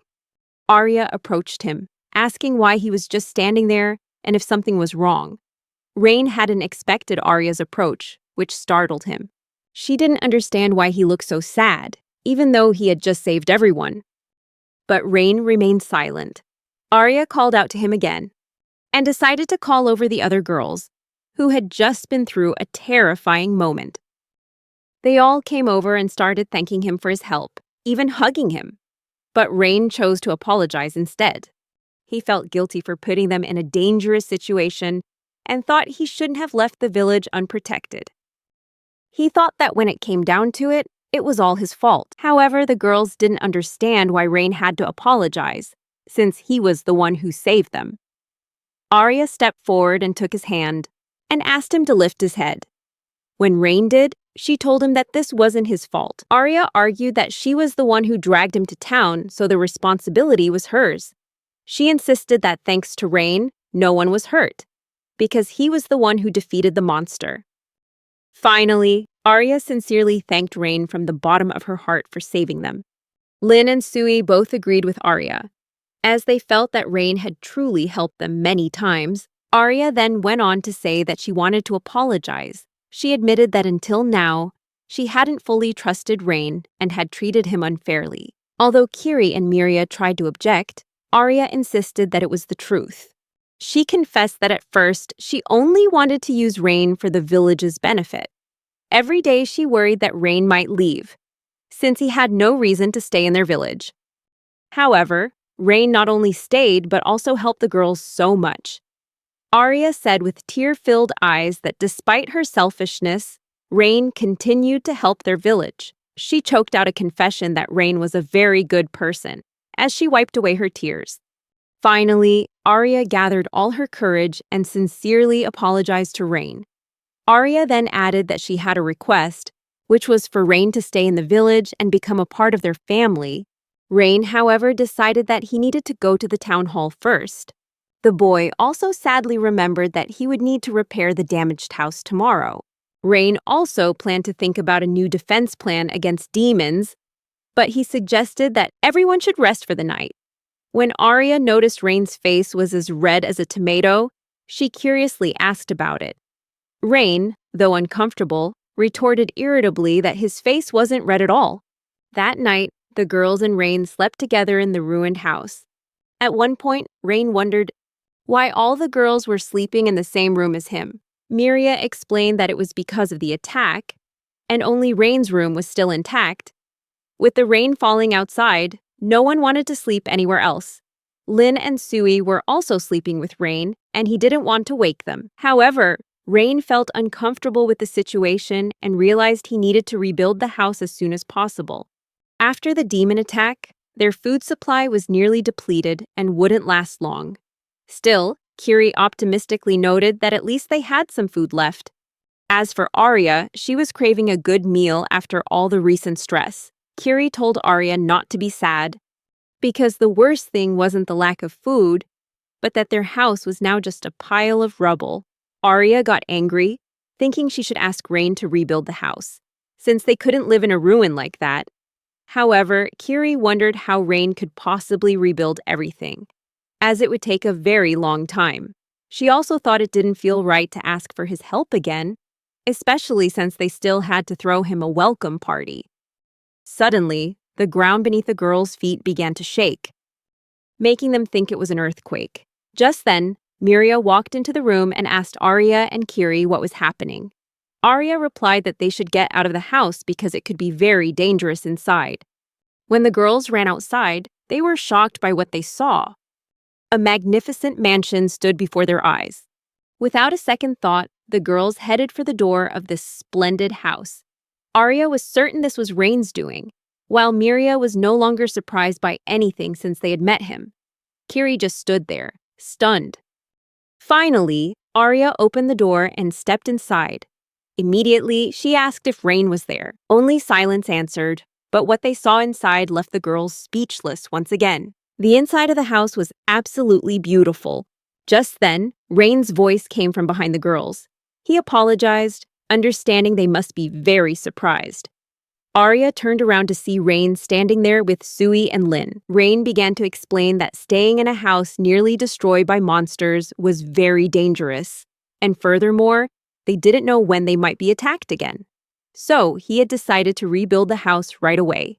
He apologized to the girls for not telling them in advance. The girls, on the other hand, just hadn't expected Rain could rebuild the house so quickly, and admitted that throwing a party in a destroyed house would have been truly strange. Arya just asked Rain to give them a heads up next time he planned to do something similar. Miria was quite surprised to see Arya acting so cute. In response, Arya angrily snapped at Miria, asking what that look was for. Meanwhile, Rain showed the girls where the kitchen was and suggested they cook something, since no one had eaten breakfast yet.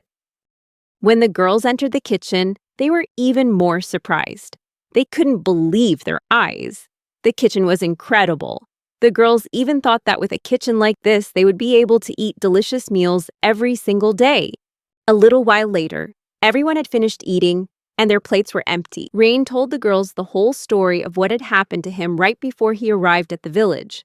The girls were shocked to hear it and thought the king was an idiot. However, Rain told them it was all in the past and advised everyone not to dwell on the bad things.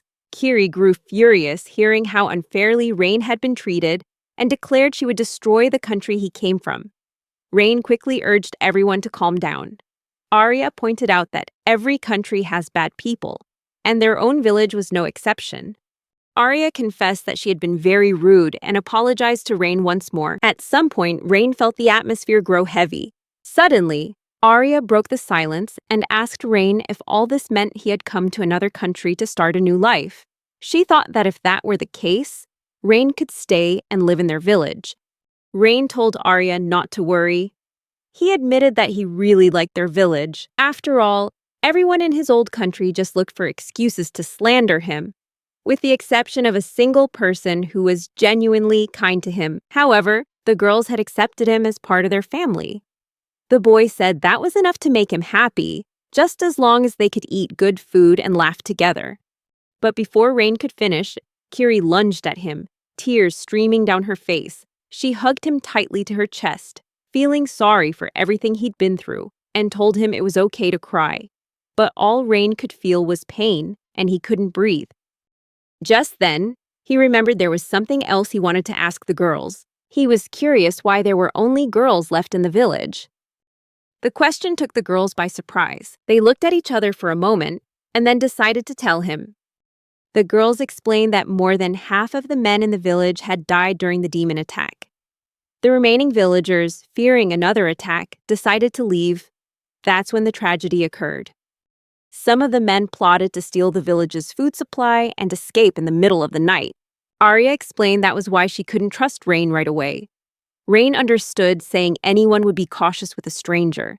Just then, Lynn cheerfully appeared and began to praise Rain for the beautiful, sparkling house, with its many rooms and even a second floor. Kiri realized Lynn was being mischievous again and was about to scold her. But Lynn admitted she was just bored of all the serious talk. And to avoid getting hit by Kiri, she yelled out her catchphrase, "I'm against violence." Rain then suggested giving the girls a tour of the house. He had put a lot of effort into it, so he wanted them to appreciate his work. They started down the hallway, looking into each room and constantly praising Rain's craftsmanship. He explained that he'd made the house bigger to create more rooms, so that each of the girls could pick one they liked. The girls were amazed by Rain's talent and realized just how incredible magic was. Then, Rain led Miria to the changing room, and from there, they entered the main bathroom. Miria was astonished when she saw the bathtub. Rain explained that he had renovated it because the old one had too many flaws. When Rain returned to the living room, Lynn cheerfully greeted him and asked to see the second floor. When everyone got to the second floor, Rain told them he had added 2 rooms upstairs.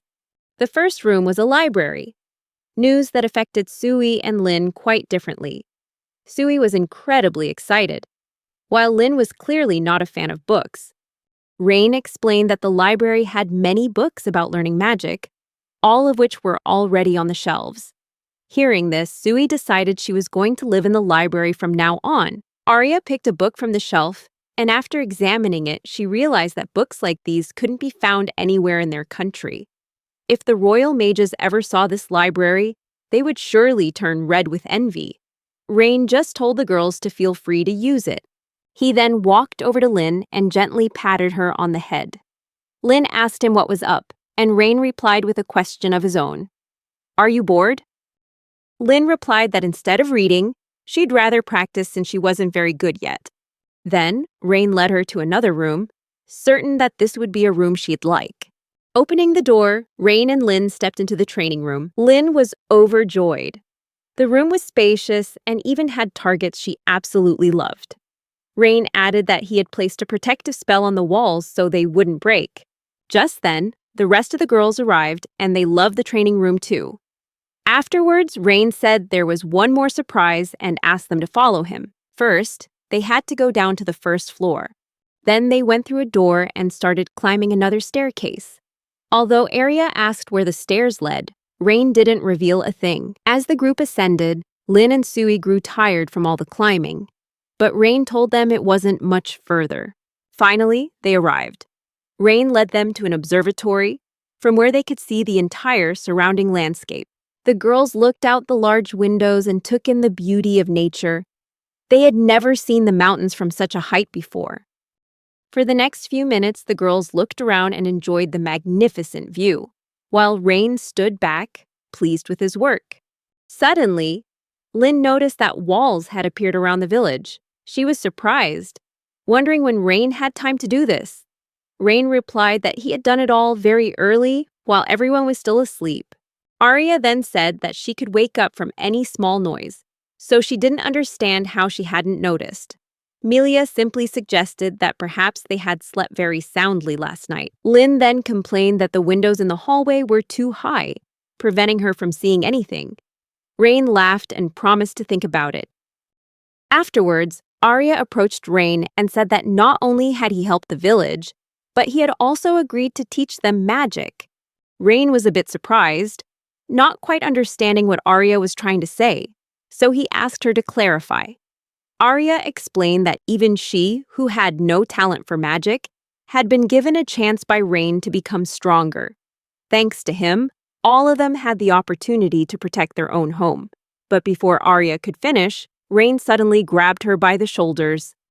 He realized that what Arya was implying was that he could ask for anything he wanted.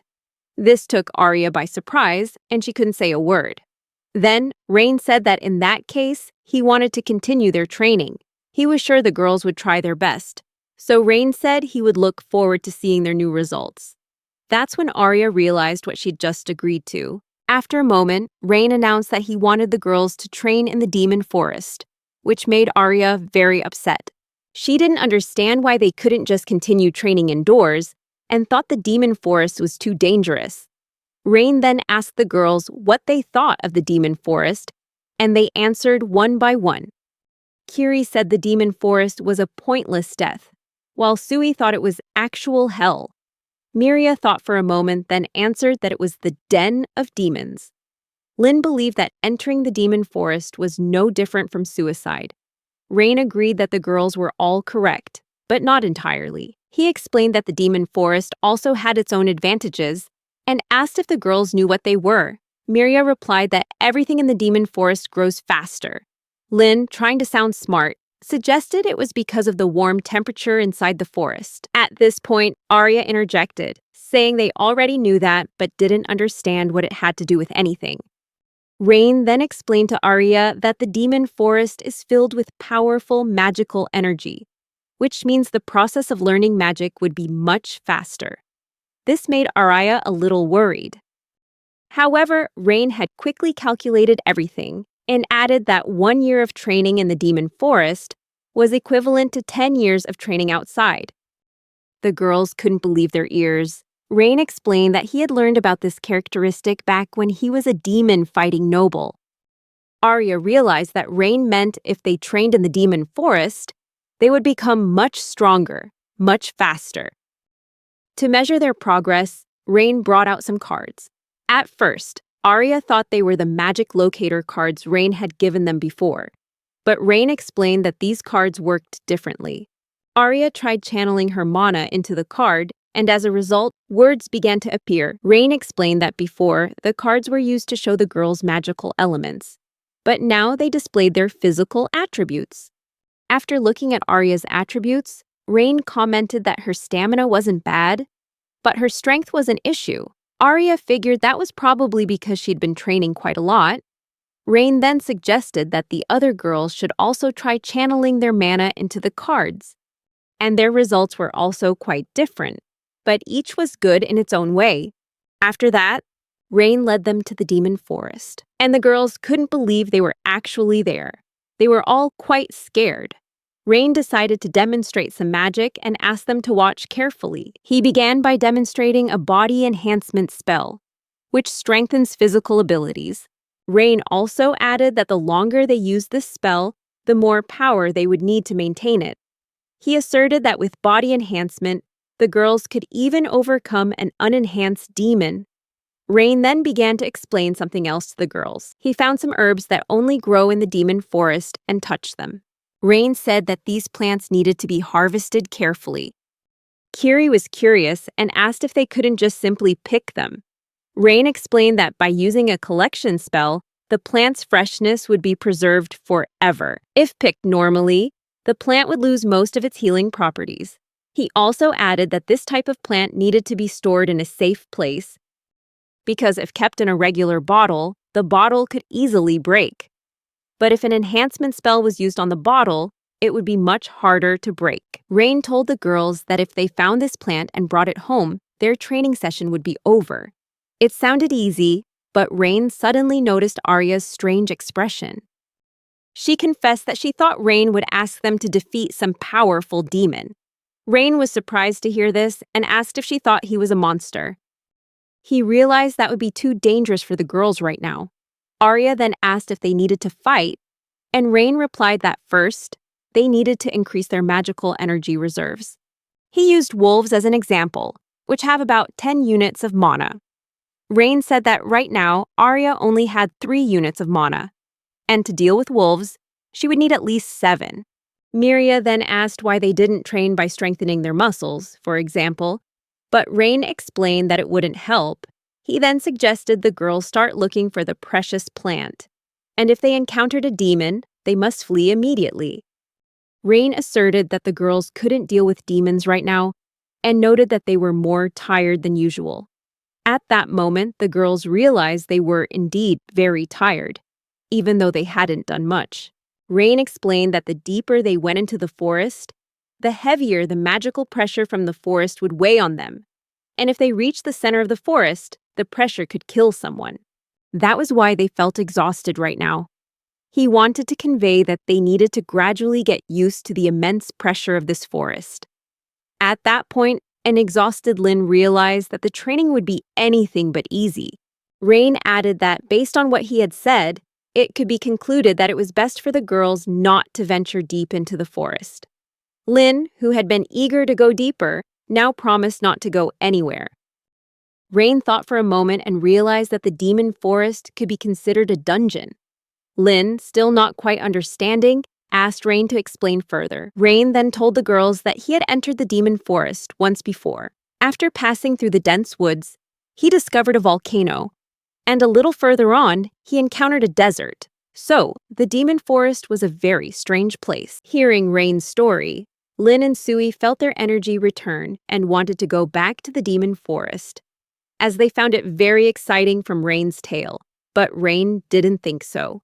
He tried to convey to the girls that passing through the forest and suddenly falling into a chasm without realizing it was not exciting at all. Being constantly hunted by demons wasn't fun. Going without food or sleep for days wasn't pleasant either. And having to find a place for just a little rest was nothing to look forward to. Hearing this, Lin immediately took back her words. After finishing his explanation, Rain decided to let the girls search for medicinal herbs on their own. Sometime later, many jars filled with herbs were placed on the table in the girls' ancestral home. Rain showed Kiri a spell called extraction, using one of the plants as an example. He enthusiastically explained to Kiri that water from the medicinal plant could be extracted using this spell. The girl then picked up the jar of water and observed it intently, then asked Rain how to use it. Rain gave an example, saying the extracted water could be used instead of fertilizer. Kiri found this example funny and thought Rain was joking. That was also when Rain realized the girls were ready for the next step in their training. However, he also noticed they weren't effective when working individually. So, Rain considered grouping them together. In the end, he decided to do it and felt it was necessary to assign roles to each person. At first, the girls didn't understand what Rain was saying, but he explained that he wanted each of them to have a specific role so they would know what to do in the group. Rain said that as they grew stronger, certain traits would develop better than others. Rain also added that when training in the demon forest, the girls should consider each person's strengths. For example, Arya would be suited for the role of a tank, while Lin could take on the role of a scout. After explaining this to the girls, Rain asked if they understood what he was saying. Arya immediately objected, arguing that she was already the village chief. Lin, on the other hand, took Rain's words to mean she just had to climb trees to scout the area, which was actually a job she would love. Then, Rain began to assign roles to each person. He figured Sui could support the girls with her magic, while Kiri would help the group by making medicine and gathering ingredients. Finally, it was Miria's turn, and Rain declared with certainty that Miria would be a perfect fit for the role of a healer. The other girls were all thrilled that Miria was assigned this role. After all, a healer is very useful, and with Miria's healing ability, they wouldn't have to worry about injuries. Although Miria agreed to take on the role, her face still looked sad for some reason. One day, Rain returned home feeling extremely tired and exhausted. Kiri met him and, noticing how tired he was, offered to make him some tea. Rain took a sip and loved the tea, so he asked what kind it was. Kiri replied that she had brewed it from a medicinal herb found in the demon forest. She also mentioned she had read in a book that these herbs help reduce fatigue, so she decided to make some for him. Rain felt pleased and more energetic, and he suggested Kiri gather more of these herbs next time. Later, the group went outside to train. Today's session was outdoors. Kiri decided to ask Rain how everyone was progressing, and Rain replied that his students had improved significantly. Sui was trying her hand at water control magic. She controlled it quite well, but not for long. And in the end, all the water in the air came crashing down on Sui's head. Meanwhile, Lin wasn't wasting any time either. She was practicing earth control magic, but something went wrong, and she got buried under a pile of dirt. But that didn't stop her. Rain advised Lin to stop the flow of mana and then go take a bath. Kiri, from the side, noticed a pattern in Lin's training sessions. She realized that the stronger Lin got, the weirder her mistakes became. At this time, Arya was also practicing her skills and asked Rain to see the results. Arya happily said that after practicing, she could crush a boulder, and it seemed she had learned to use body enhancement magic. However, Rain thought Arya should focus on magic instead of just muscle training. But even so, what Arya had done was impressive. Kiri also decided to practice on her own, and eventually, she managed to create a potion. She gave it to Rain for his assessment and began to worry about the result. Rain carefully compared his potion with Kiri's. In the end, Kiri's potion was noticeably different from Rain's, and the volume was also smaller. Kiri was utterly disappointed with the result and thought her potion was no good. But Rain was very surprised and praised her, saying that to achieve such a result in a short amount of time was truly incredible. Rain said that when he first started, it took him much longer, so he praised Kiri for doing so well, which made her blush and smile. Just then, Miria stepped out of the adjacent room. Kiri noticed Miria and called out to her. But Miria reacted strangely, making Kiri realize that Miria was about to do the same thing as always. She explained to Rain, who still didn't understand the situation, that Miria had been going out frequently lately. This worried Rain, and he asked Kiri what was wrong. Kiri replied that it seemed Miria was worried about something, and that Miria had never shown her magic practice. This made Rain even more concerned. Meanwhile, Miria had left the house and headed into the forest. Rain decided to follow her to see what was going on with Miria. As he went outside, Rain wondered if Miria was practicing magic, but if so, why she wouldn't approach him.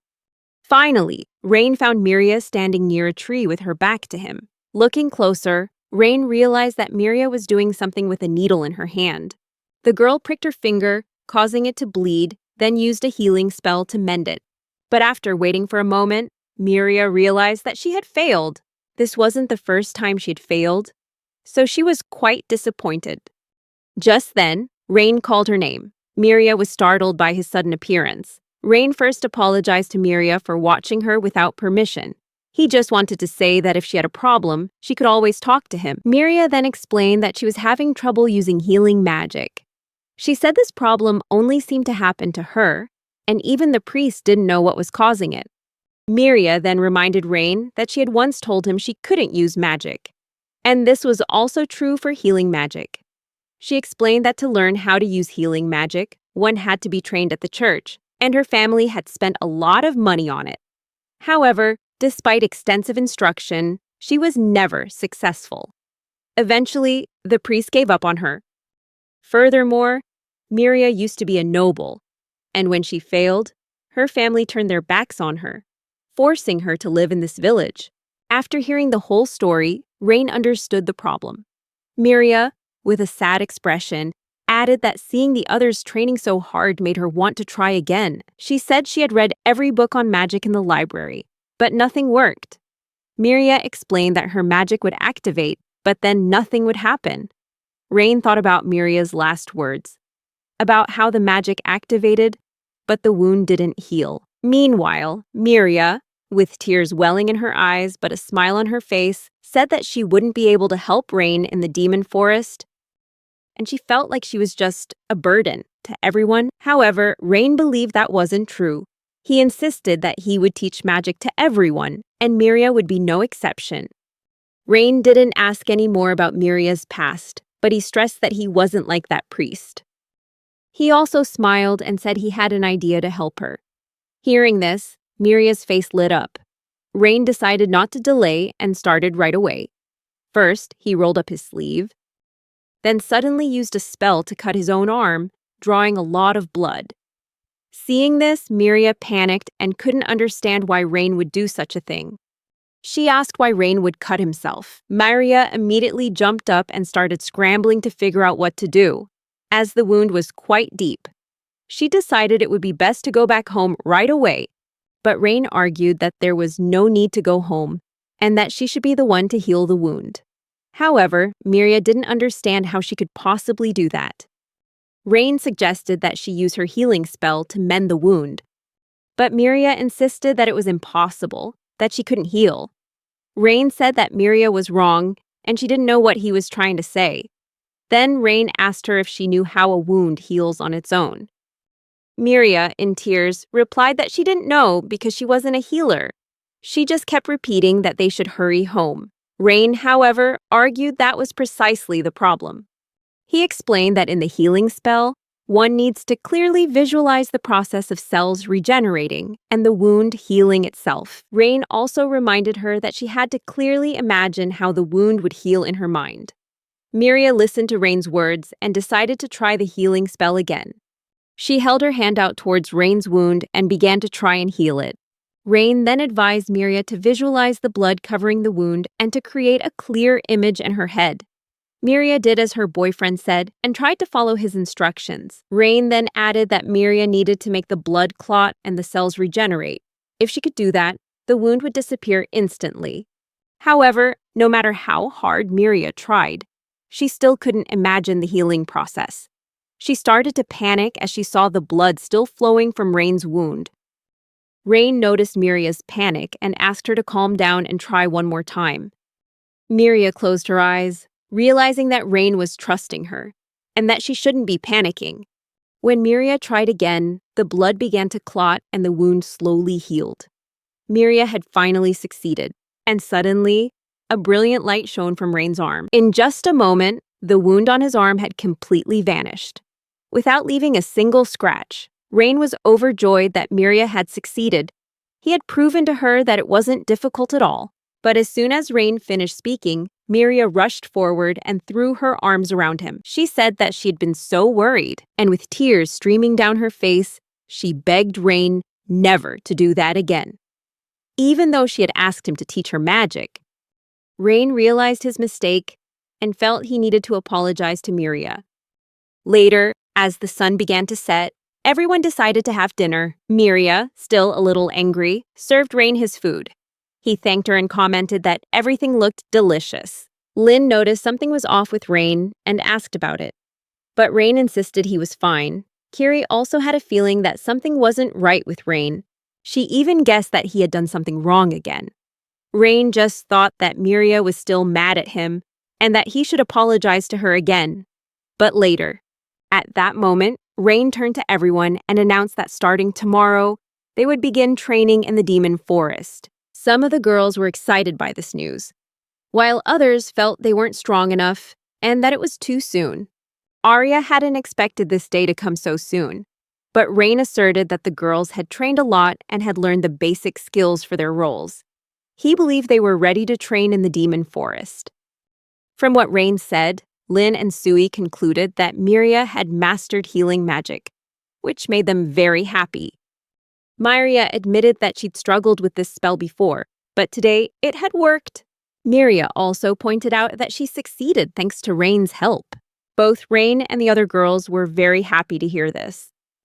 After that, everyone decided to do their best in tomorrow's training session. The next day, Lin was sitting on a tree branch in the demon forest, searching for something. Afterward, the girls came down and reported to Rain that everything was fine. Rain then decided they would split up from here, but Arya had a question. She, with an annoyed look on her face and carrying a heavy load, asked Rain if he was trying to get revenge on her this way. Arya couldn't believe they were going to practice magic in such a state. But Rain argued that there was no better method than training to improve physical strength. However, he also realized Arya's burden was too great and decided to change the training method, even though it would be less effective. But after hearing this, Arya decided to keep the heavy load on her back. Arya said she could endure and overcome anything. Otherwise, how could she protect others?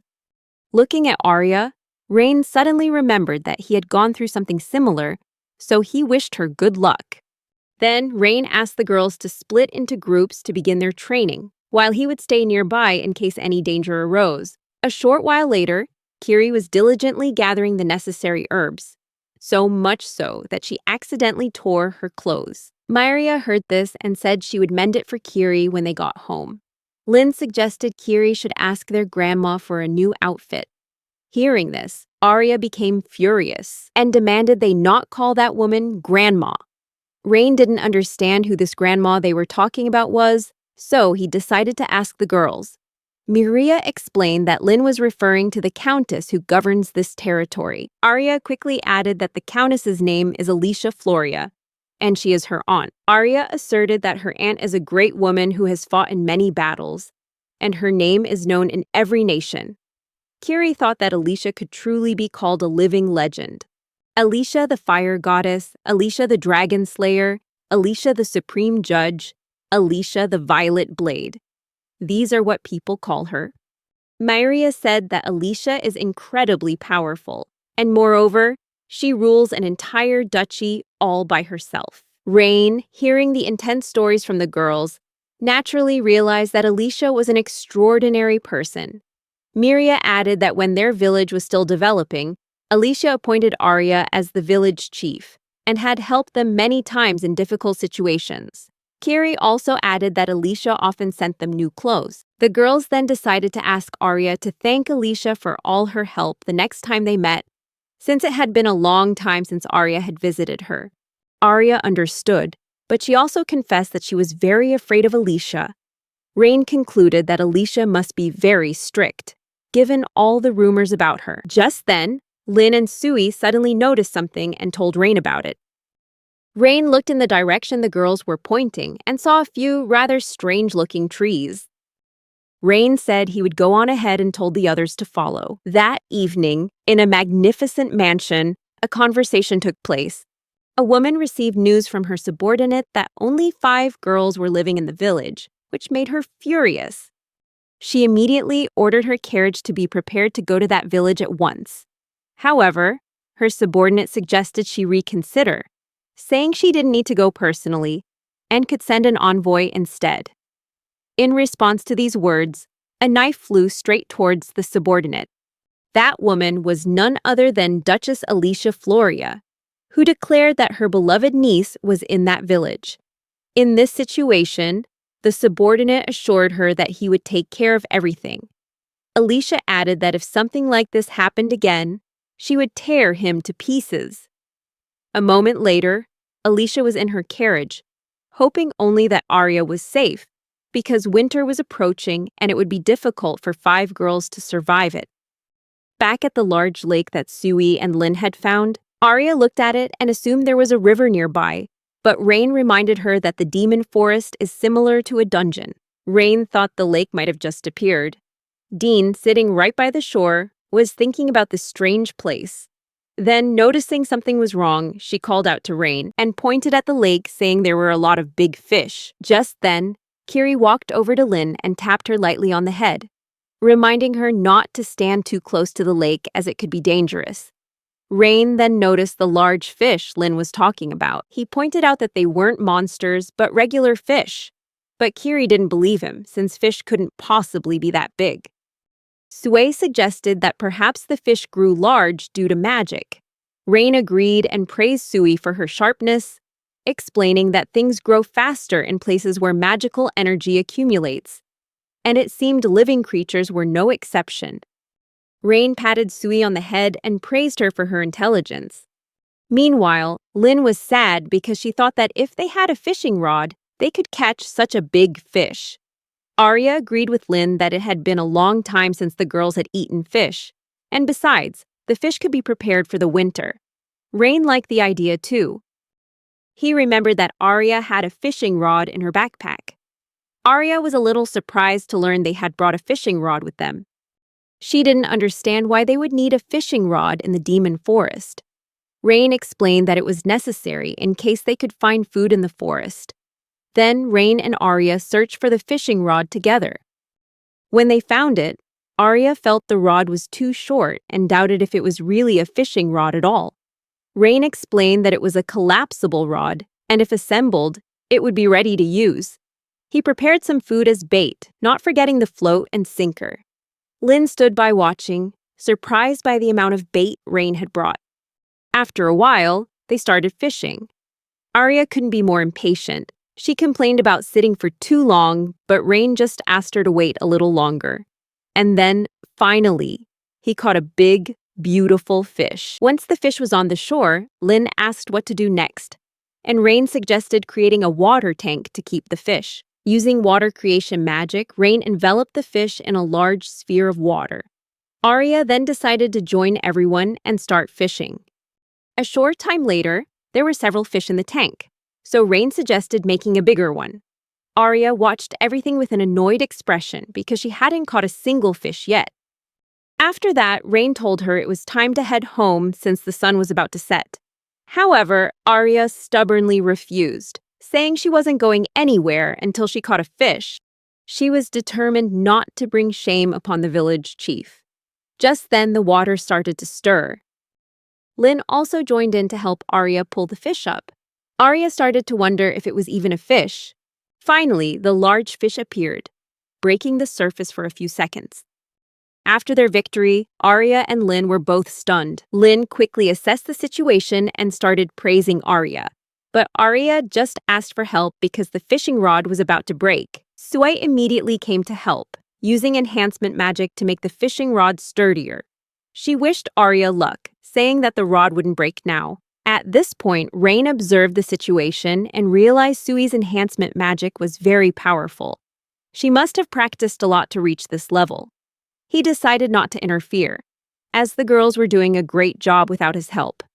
Arya continued to carefully reel in the line, trying to pull the giant fish out of the lake. Finally, the fish emerged from the water, revealing almost its entire body. The girls were both amazed and terrified when they saw it. What was even more surprising was that they realized the fish had a claw. This discovery left everyone even more stunned. Rain realized it wasn't a fish, but a giant crab, and became determined to catch it and bring it home at all costs. However, Arya declared that she would not allow such a giant crab to be brought into their home. After a while, everyone headed home, their friendship having grown stronger. Arya was still sad because she had tried so hard but caught nothing. Rain decided to comfort her, saying she'd have better luck next time. Not missing the opportunity, he suggested they go fishing again. But Arya, annoyed, told Rain to forget about catching that giant crab. However, Rain didn't like that idea, convinced that Arya was also interested in catching the giant crab. Arya insisted she wasn't interested at all, and was even scared, adding that Rain was acting like a child. Suddenly, the girls walking ahead stopped in their tracks.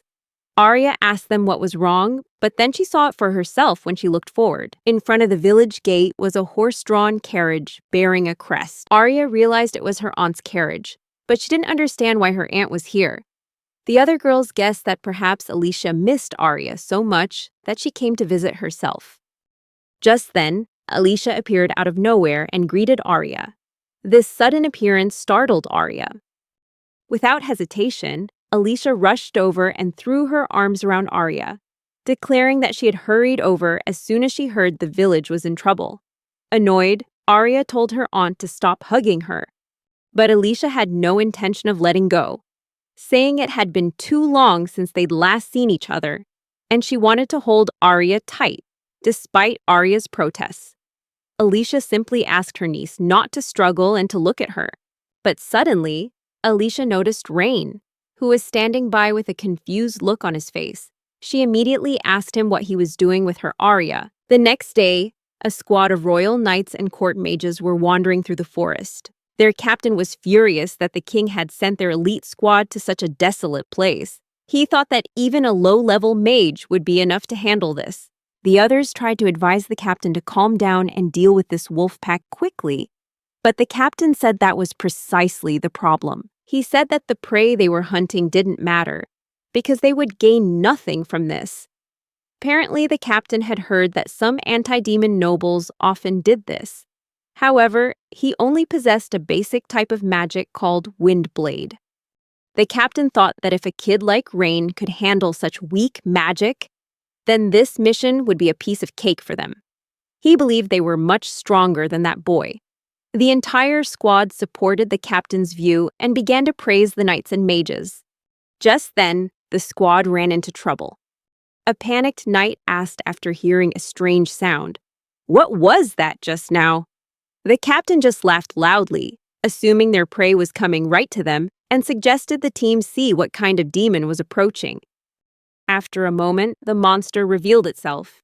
Seeing the giant bear, the royal knights and mages were all stunned. They couldn't understand where such a massive monster had come from. However, the captain ordered the squad not to retreat. He believed it was just a mediocre demon. The knights quickly regained their composure and decided to show off their strength. Without hesitation, they used the windblade magic, sending the blades flying straight towards the bear. The knights thought the danger was over, assuming the monster wasn't as strong as they'd imagined.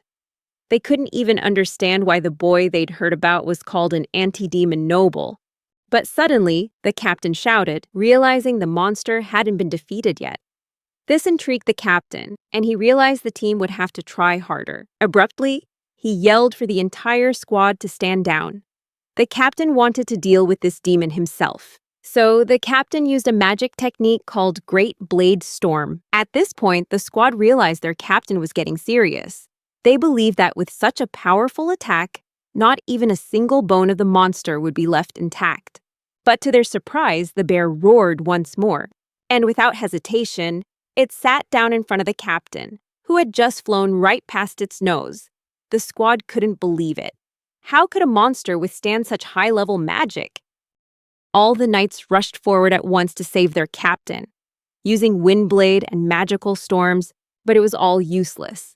The bear was still alive and completely unharmed. Finally, the mages realized their magic was having no effect at all, but they still couldn't understand why. Then 2 more bears emerged from the forest, drawn by the first one's roar. In the end, only the desperate screams of the soldiers could be heard from deep within the forest. Back in the capital of the Holy Kingdom, the scene unfolds in the king's castle. The king, furious and displeased, slammed his hand on the table. It turned out his retainers wanted to send reinforcements to the border, which enraged him. The king was certain that no more reinforcements were needed, as they had already sent the royal mages there. However, the leader of the Royal Mages Guild thought otherwise. He tried to explain to the king that a month had passed since the royal mages were sent to the border, yet the demons' forces hadn't diminished at all. He insisted that they had lost 40% of their army, and if nothing was done, the entire force would be annihilated. The king was furious upon hearing this news, thinking he was being mocked. However, the retainers confirmed that it was the painful truth. The head mage also recalled that, according to the king, an anti-demon noble had single-handedly wiped out an entire demon army with just the basic magic spell, Wind Blade. The king asked if they had any doubts, but they insisted they didn't, and that their mages had also used this spell.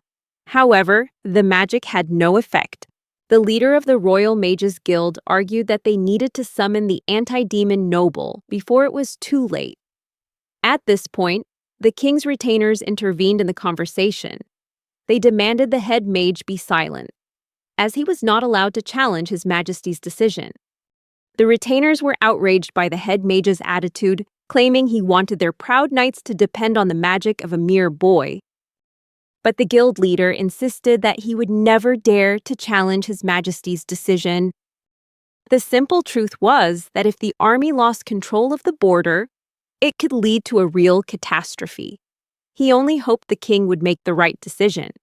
The king then said that, at present, the main forces were focused on protecting the kingdom from invasion by neighboring countries.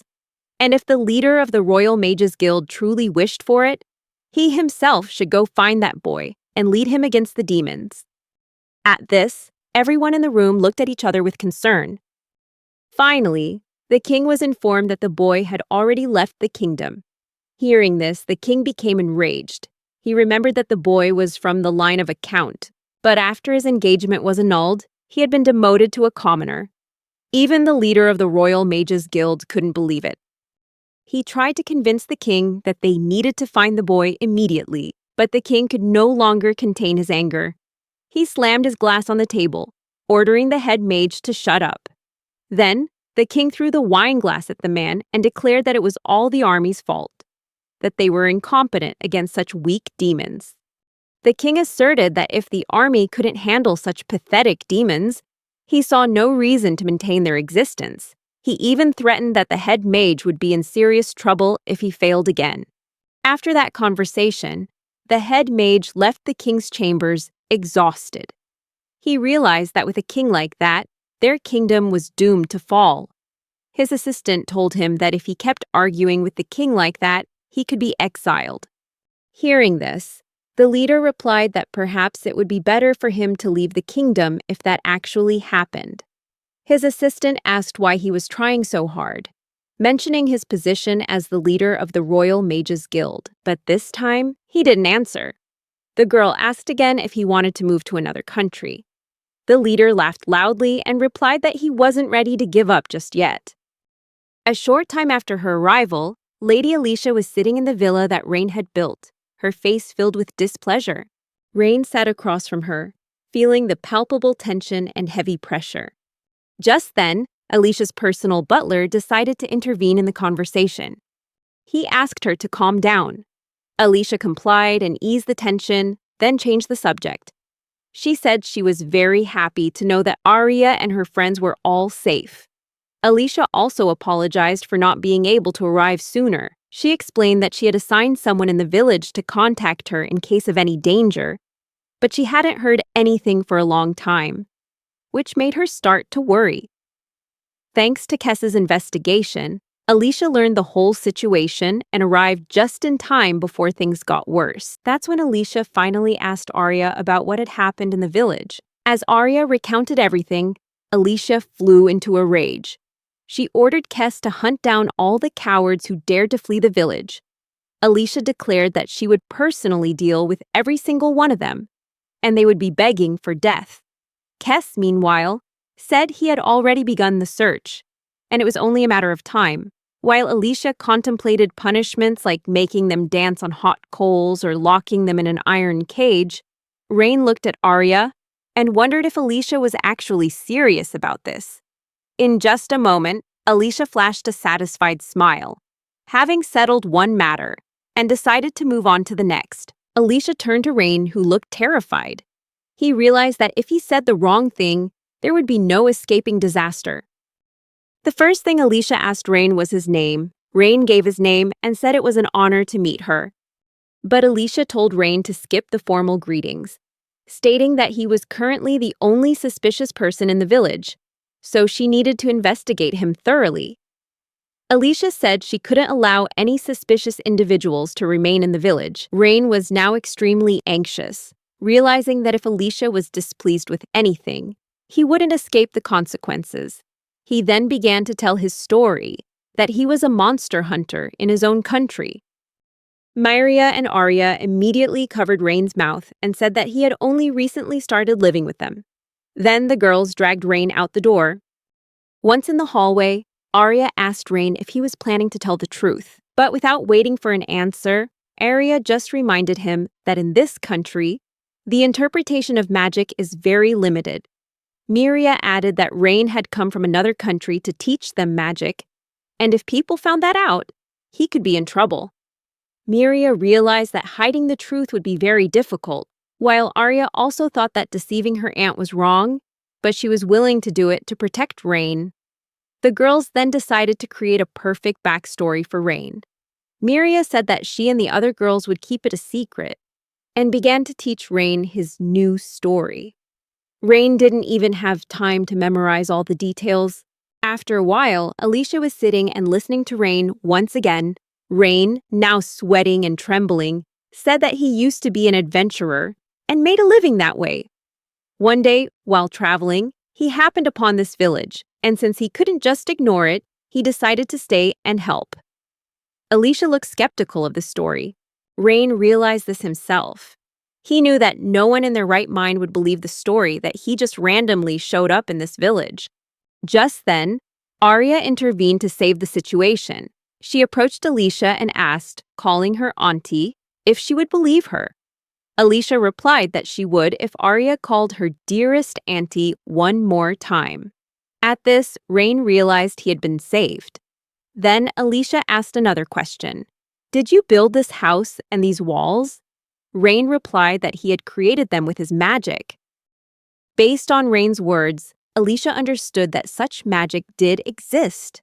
Arya intervened again, telling Alicia that they were truly happy that Rain had stayed in the village and that, regarding his registration, they decided to wait until spring. Alicia listened to Arya and decided not to include this in her report. Just then, Kes noticed the conversation was winding down and asked for Alicia's permission to start unloading the supplies. Alicia agreed, but emphasized that this was not a gift, but a matter of trade. She believed that Arya, as the village chief, should have a good understanding of economic principles. Alicia asked Arya what she could trade for the supplies. Melia breathed a sigh of relief, thinking they were in the clear. But Arya admitted that they had nothing left. Melia added that after the recent monster attack, they had lost almost everything. The girls then whispered amongst themselves about what they could give Alicia in exchange for the supplies. Rain suggested trading the magic stones they had collected from monsters, and Arya supported the idea. Alicia, on the other hand, added that they could offer some vegetables. Kes replied that vegetables were a precious resource, especially with winter approaching and the new harvest still far off. After a while, the table was filled with the resources that Rain's group was willing to trade for Alicia's supplies. Alicia even apologized to Arya, explaining that this was all they could offer at the moment. Alicia hadn't seen such high-quality magic stones in a long time, so she asked if the group had mined them themselves. But just then, Alicia discovered something even more valuable: the potion that Rain had made. After some thought, Alicia decided she wanted to buy all of the group's supplies. Miria was surprised by this decision and asked Alicia if she was sure. Alicia firmly confirmed it, because the supplies the group offered were truly excellent. Rain helped Kes pack everything and load it onto the carriage, while the girls were still talking with Alicia. They couldn't believe that such meager resources were enough to trade for all of Alicia's help. But Alicia insisted that if Arya showed her affection for her aunt, that would be enough. Arya, confused and indignant, asked what Alicia was talking about. She turned to Miria for support, but Miria only responded by making a heart shape with her hands, making Arya realize that Miria had betrayed her. Arya realized she had no other choice, so she turned to her Aunt Alicia and said she would be very happy if she bought all of their supplies. This request made Alicia overjoyed, and immediately, cheers of joy echoed throughout the house. Miria then started cheering for Arya, while Arya declared that she would never forgive Miria for this. At that moment, Alicia approached Rain, and Rain also stepped forward to listen. Alicia admitted that his story made her suspicious, but she also said that if Rain was willing to help this village, she would be grateful if he lived here. Alicia added that she had a small request for Rain. "You're not doing anything dirty here, are you?" A question that terrified Rain. Just then, Arya interrupted the conversation and asked her aunt to stop saying such ridiculous things. She tried to explain to Alicia that Rain was a very good person. Alicia realized that the girls and Rain had become close friends, so she decided not to ask any more questions about Rain's past or present. In the end, everyone understood one thing: Alicia had figured it all out. She announced that she was very happy to have been able to visit the village, and she offered to have the boys leave the remaining procedures to her. Alicia said that she would leave the welfare of this village to Rhina, which Arya was extremely grateful for. But suddenly, Alicia declared that the conversation in the name of Countess Floria was over. This statement made the three of them freeze. Alicia, with eyes full of hatred, declared that from now on she would speak as Arya's aunt. Alicia asserted that she didn't believe for a second that Rain had nothing going on with her niece. She claimed that all men were predators, just waiting for a chance to pounce on a beautiful woman. And with Rain and Arya living under the same roof, Alicia was even more suspicious. She even realized that before Rain built this house, they had slept together. Alicia confessed that she had never even gotten to sleep with Arya and admitted that she was truly jealous of Rain. She decided that she wouldn't hand Arya over to Rain so easily and declared that he would have to fight to win Arya from her. Finally, Alicia loudly challenged Rain to a duel. After a short time, Alicia and Rain were outside and preparing for the duel.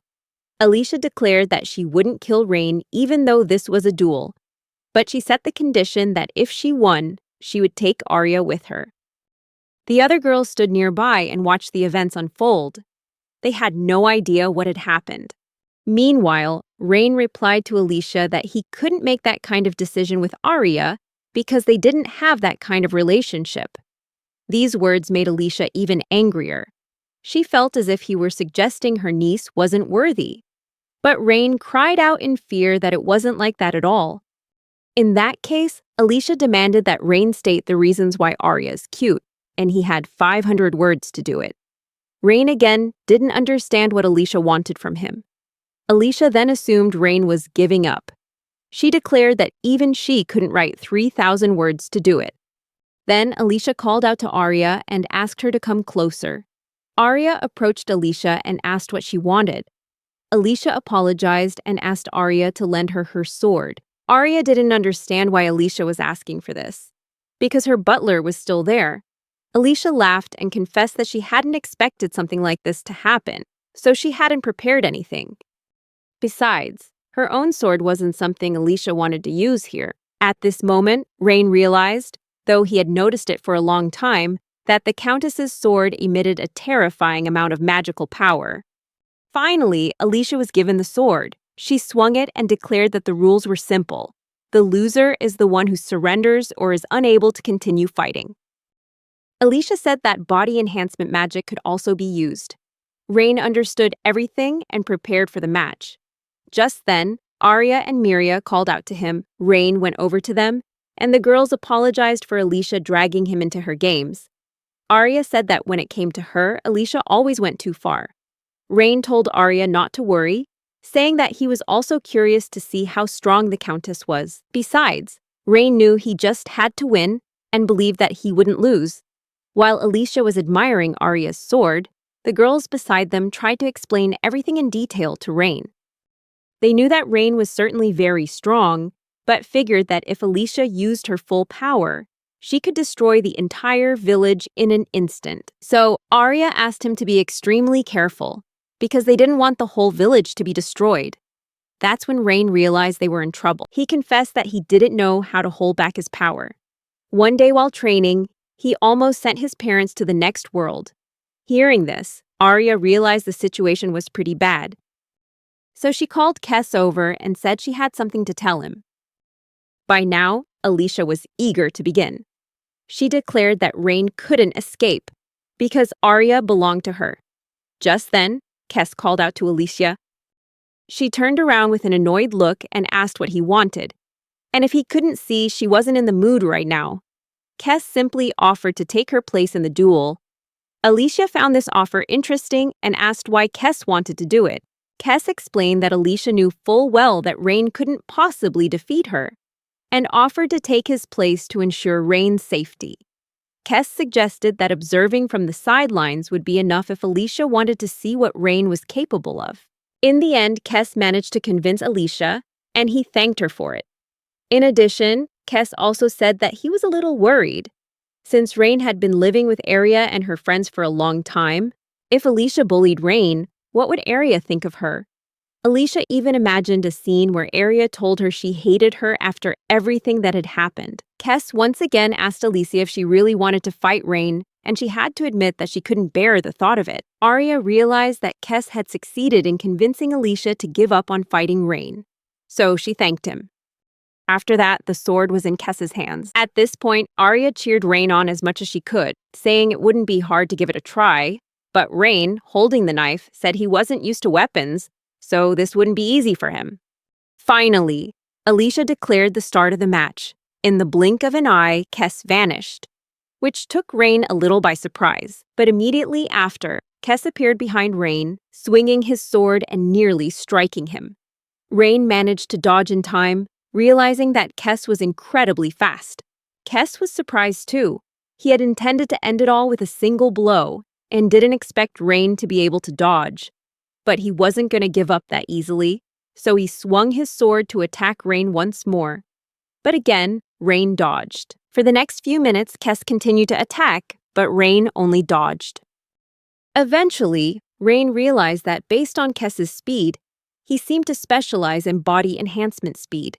Rain understood that keeping up with Kes would be a major problem. Finally, Rain decided to attack.